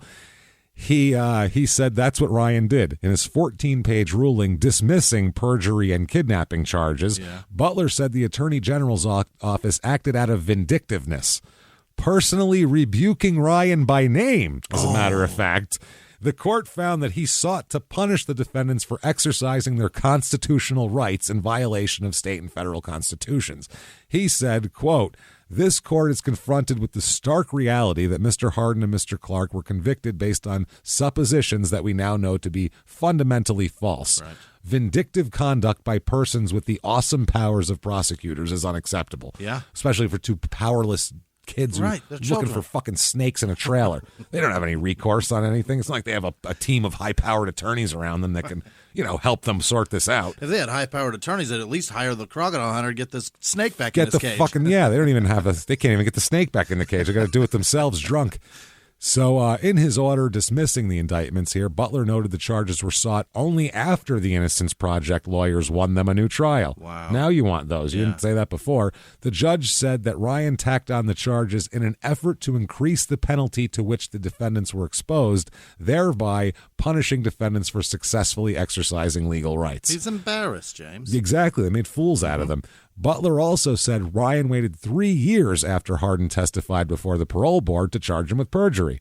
Where was that? And only did so after he and Clark were granted a new trial. Yeah. He said, I hope I have done what's right, Butler said, but I do know that I've done what the law requires. There you go.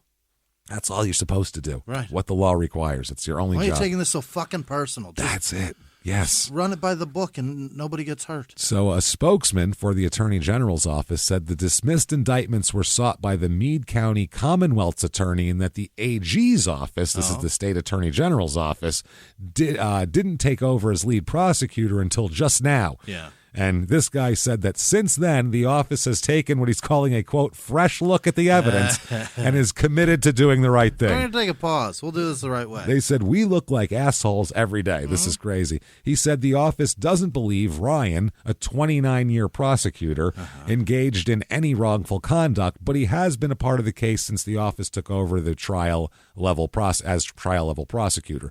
Butler said in his ruling that Ryan had been involved in the case for 20 years.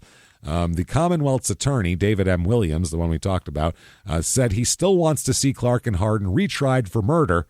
Still, even after all this, he still says, even after the state attorney general says, listen, it's bullshit, he goes, I'd still like to try him. I really would. Give it a run. He said, but, quote, it's not my call now. And he said he gave up the case, quote, because he was swamped with other work. Not because the state AG said, you stupid fucking morons, you hillbilly, backwoods, provincial dipshits, you cock-sucking motherfuckers, you are the one who give us bad fucking reputations, you fucking banjo-playing moron. You fucking toothless dipshit. Fuck, you look like you're on an old Mountain Dew can, you asshole. So the 2017, they file a wrongful conviction lawsuit in federal court here against Meade County Sheriff Joseph Greer, deputies Ernie Embry and Cliff Wise, and Meade County Coroner William Adams, as well as Handy and the rest of them here. 2008. 18, their petitions are finally granted. The prosecution's motions to dismiss the charges after they elected to not retry them was granted February 26, 2018. Wow. This took, okay? Now, what happened to Mark Handy? What happened? In 2018, the Louisville Metro Council adopted a resolution requesting the Attorney General to appoint a special prosecutor to investigate Detective Handy for any criminal activity in the handling of the Chandler case. In April 2018, a special prosecutor was appointed and authorized to pursue allegations in other cases where similar claims of wrongdoing have been made. September 2018, a Jefferson County grand jury indicted Handy on one count of perjury for giving false testimony against Chandler, on another count of tampering with evidence in the case against Keith West. He attempted to plead guilty to the perjury charge in June 2020, but in October 2020, Jefferson County Circuit Court Judge Olu Stevens rejected the plea and scheduled a trial. No. You're not getting off easy. This is all coming out, is what he said. Yeah. In 2021, Handy agreed to plead guilty to charges of perjury and evidence tampering in return for a sentence of 1 year in prison. A year? A year. He has caused untold decades of people to rot in fucking prison. A year. Handy admitted that he taped over the recording of a witness statement in the prosecution of West. He also admitted he committed perjury while testifying in the trial of Chandler when he falsely said Chandler told him something only the murderer would have known. Do not accept a plea. He is sent into prison in May 2021. Less than 3 weeks after he enters prison, he is released to serve the remainder of his sentence at home. It was too dangerous. They give him a fucking... They probably didn't have... I don't know if they didn't have the wherewithal to protect him, but you know what? That's not our problem.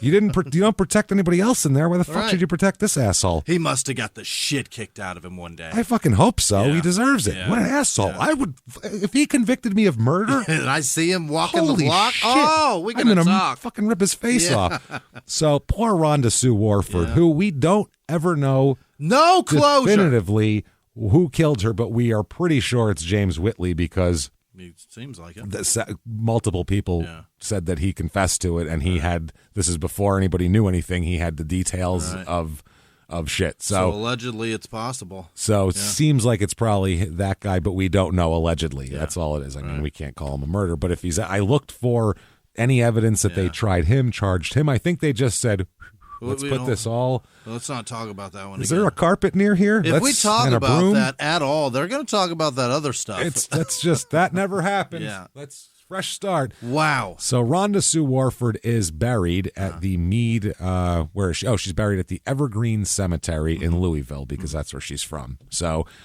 she's there and never got any closure. But that's fucked up. Handy, I can't fucking believe. 3 weeks. All of that pain this asshole caused. 3 weeks. Oh, my God. In 3 weeks in prison, in jail. People spend longer than that at the beach. That is fucking wild. But that, everybody, is Brandenburg, Kentucky, and one hell of a wacky... That's crazy, that story. What a story. It's absolutely nuts. So I don't know if you know who killed Rhonda Sue Warford. Let somebody know. Don't tell Handy. I was going to say, tell that Butler guy. He seems to be the only person in the state who gives half a shit about justice in that whole state. So every other judge, anything that sounded reasonable had his name on it. Yeah. Everything else was just crazy, like mystifyingly fucking crazy, to use a term from him. So if you enjoyed that, you should tell the world about it. Get on whatever app you're listening on and give us 5 stars. It helps a ton. I'm telling you, it helps drive us up the charts. So it's a nice, easy, free way to help the show. Move the needle. If you want to help the show a little bit here. You also should head over to shutupandgivememurder.com to get your tickets for live shows. Holy shit. May 5th, Detroit. Still tickets available. Boy, I can't wait. Asses in there. Pittsburgh, May 6th. Still a few seats there, so get your asses in there. Just about everything else is kind of sold out up until August 12th, which is Chicago. Right. Big old venue. It's going to be the best. This will be our biggest show ever, Chicago. Will. Yeah. Don't let us down. Don't let Milwaukee beat you. Jesus. If you let Milwaukee beat, think about that. What that does to your psyche. And speaking of that, Milwaukee, drive down to Chicago and go to this damn show. They came up to Milwaukee to help you guys get this record last year. So wear those people wear a from Favre there. jersey or your don't care. old Aaron Rodgers jersey. There you go. Wear that in Chicago. Just upset wear them your all. Ray Nitschke jersey. They don't know. Just who cares? Just show up, do that. Also, the tickets for Salt Lake City, the extra tickets that because we got a new venue, those are going on sale very soon. We're going to tell them to just release them and get them out there. We need them out. So do those and get those as well. Also, April 20th. 420 virtual live show. It's available not only April 20th, that night where it will be live, but it will also be for 7 days after that. You can get it. You can watch it as many times as you want in that 7 days. Order it anytime within there, and it'll be great. We can't wait to do it. You sit in your home. I get Jimmie mad stoned with bongs that he doesn't even know how to hit them. I got to explain them how it works. Get cotton-mouthed and red-eyed with me. Oh, it's going to be so much fun. So hang out with us there. That's 420. Shutupandgivememurder.com. Get all your tickets It's there. And also anything else you want, merchandise, do all that shit there, please. Yeah. Follow us on social media. We are at Small Town Murder on Instagram, at Murder Small on Twitter, and at Small Town Pod on Facebook. Definitely want to do that for all the updates and all that kind of shit. Another thing you need, Patreon. Patreon.com/Crime in Sports is where you get all of the bonus materials we put out. As much as anyone in the game, I will say that. You get, for your $5 or more a month, you get the whole back catalog of bonus stuff, which is like almost 200 episodes. You get new episodes every other week. 2 new episodes, as a matter of fact. Each month. This week is no different. 1 Small Town Murder, 1 Crime in Sports. You get it all. For Crime in Sports, which you'll definitely be interested in, we're going to talk personal ads again. Well, you know, if you've been a patron, you understand how great those are. We do them twice a year because they're so amazing. So fun. Newspaper ads from the 80s and early 90s of people trying to find love in desperate ways, and it's hilarious. And then for genital sales, it's so funny. And then for Small Town Murder, back to the serial killer childhood series with BTK's childhood. Oh, baby. It's in his own words, too, and it's just so his words make everything creepier. Yeah. He's such a creep. I swear, Sparky big time, going to Disneyland, all of it. He's so gross. He brings up Sparky early. Oh, no. Early. It's disgusting. So check all that out. When the T stood for tot. Oh, yeah. When the K stood for kitty. God damn it. So get in there. Yeah. Oh, you definitely want to hear it, though, because it's weird, and we'll make fun of him unmercifully. So patreon.com/Crime in Sports. And, of course, you'll get a shout-out at the end of the show, which is right now. But before that, also, we have to tell you, keep an eye out for Your Stupid Opinions. New podcast coming where we talk about shit from all over, reviews from the internet of everything. I mean, think about everything that's possible. It's all reviewed, and we're going to talk about it all, and it's so fun. We cannot wait. Your Stupid Opinions coming. That said, I need to cleanse myself. Like in the Buttermilk Falls, I'm going to cleanse myself rather than in the falls in the names of the most wonderful fucking people on earth. Jimmie, hit me with them right now. This week's executive producers are Christine G., Katie Signagano, Siki Siciliano. Yeah. Siciliano. If you're Italian, he will fuck your name up. Rose Sonstrom, Brandy Huntley, Lisa Putnam, Putman, and Sue Bob's Hot Titties. You remember I'm her. the hottest of the White family. Sue the Bob sexy with one. the titties. I'm the sexiest of the White family. Other producers this week are Rabbi Shmulovich's pet hamster Beavis, Herman Fox. He's the best bowler in the Synagogue League of 77. Corporal Carl Kirshner and his $100 Italian Sammy. He found a deli in the Midwest that has $100 sandwiches. Evidently, I don't know if that's true. It better be 6 feet long. Peyton Meadows, Holden McGurkin. Are you proud of yourself? You feel better? Is that it? Is that what you needed? Jacob Cook is engaged because you told him that the world does not owe him pussy. So he got up off of his ass and found a gal to marry him. Congratulations, Jake. It works in practice. It worked out. Kate Scott, Janice Hill, Thomas Smith. Happy birthday, Thomas. Happy birthday. I've missed you. Akia Hardyman. Ian Demare. Allison Watkins, Joseph Tucker, Amelia Gagerkin. Yeah. Close. Garson? I don't know. Sean Maryhugh. Steph, Sean Maryhugh. Is that real? Steph with no last name. M with no last name. Just the letter. Brianna Garrett. Jennifer Johnson. Becky Legger, I think. Legger.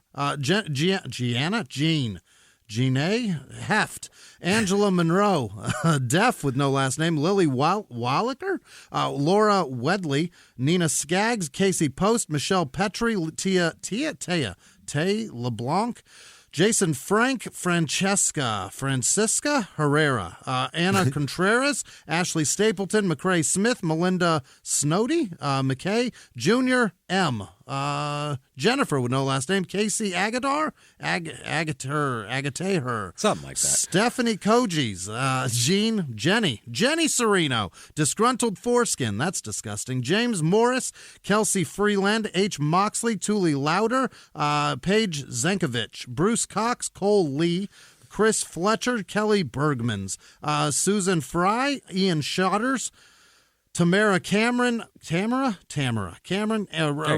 Robert Feiner, Marlene Simon, Jack with no last name, Betty Sadler, Annie Kingsley, Catherine Hunter, Emily Malloy, Marcus Diak, Sarah Jacobs, Bridget Patterson, Raddick Barnert, boy oh boy, Emily with no last name, Olivia Garrison, Chris Young, Eric Thompson, Jason with no last name, Joel or maybe Joel, Amy Cunningham, Claudia with no last name, David Evers. Joel. That's the name of the guy that plays for the fucking Sixers. Joel is his first name. Yeah, there's a few Joels out there. It's not Joel. Yeah. It's Joel. No, it's Joel. David Evers, Sandra Tugas, Yolanda Wood, Carla with no last name, Marcus Plice, I don't know, Amanda Wolf, Ayala, Spears, Ayla, oh boy, Mrs. Double D, congratulations, Hey. Crystal, and Josh Parrott, Nancy Leichman, Carter Hearn, Jen Brown, Donovan Grace, Jeffrey Abel, Killzone X97, Lisa Putman, I said that, damn it, Yeah, Craig well, Fouts, that's all right. Daniel So nice Zappa. you said it twice. Zappa Tagaraduno. Yeah. Zappa Taga Arduino. Zappa Taga Arduino. David Kerstetter. Jacob Juhas. Brad McGoffey. Jacob Those are very different names. Those two names. Dave Politi. Day Polite. Barbara Oxford, Robert Nielsen, Nanu Perez, Jesse with no last name, Natalie O, Kim Waddington, Tony Anderson, James Marquardt, Elizabeth Ayong, Linda Bartol, Bergen Backen, Evelyn Phillips, Marshall Bowen, Shelley Kennedy, Raymond Geisler, Sarah Sheridan, Ronnie Hicks, Jessica Brenner, Laura Johnson, John Mimranick, Gary Burke, Jane Doe, Becky Haney, Amy Burke, Eric Booley, Samuka, Amy Squirroot, Vinnie Snelson, Pamela with no last name, Marianne with no last name, Todd Stokes, Gabby with no last name, Diana Spencer, Lazuli Williams, Laura Abel, S with no last, just the letter S. This show brought to you by the letter S. Hey. Kayla Miller, Michael Gonzalez, Barry McCockiner. Are you proud of yourself? It's not Barry. That's not your first It's been name. very few this week. You're a real dick. You think McCockiner's the last name, though?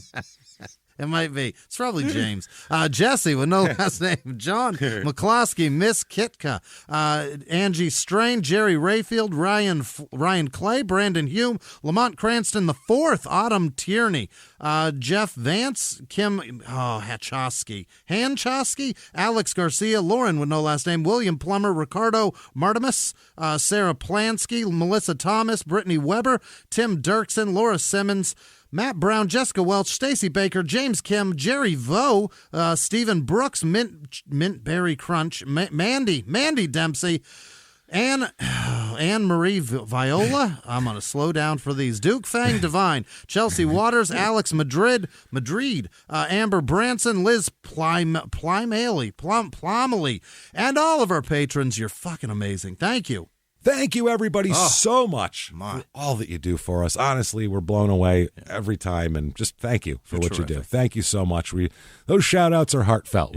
We say them because, I mean, Jimmie can't pronounce them, but he means them from the bottom of his heart. That's the thing. We mean them. Whether they come out right or not is really pretty irrelevant. It's not my fault. I'm dumb.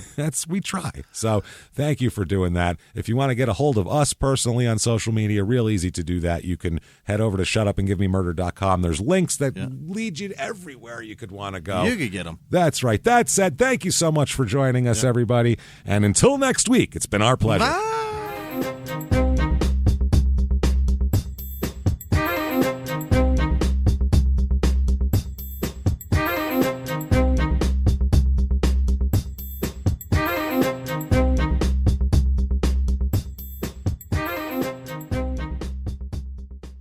If you like Small Town Murder, you can listen early and ad-free now by joining Wondery Plus in the Wondery app or on Apple Podcasts. Prime members can listen early and ad-free on Amazon Music. Before you go, tell us about yourself by filling out a short survey at Wondery.com/survey. It takes one guy out there to say, who's that Kyle who thinks he can just get on a microphone on a podcast and start publicizing this? From iHeart Podcasts and Tenderfoot TV comes a new true crime podcast, Crook County.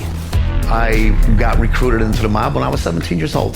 Meet Kenny, an enforcer for the legendary Chicago outfit. And that was my mission, to snuff the life out of this guy. He lived a secret double life as a firefighter paramedic for the Chicago Fire Department. I had a wife and I had 2 children. Nobody knew anything. People are dying. Is he doing this every night? Torn between 2 worlds. I'm covering up murders that these cops are doing. He was a freaking crazy man. We don't know who he is, really. He is my father, and I had no idea about any of this until now. Welcome to Crook County. Available now. Listen for free on the iHeartRadio app, Apple Podcasts, or wherever you get your podcasts.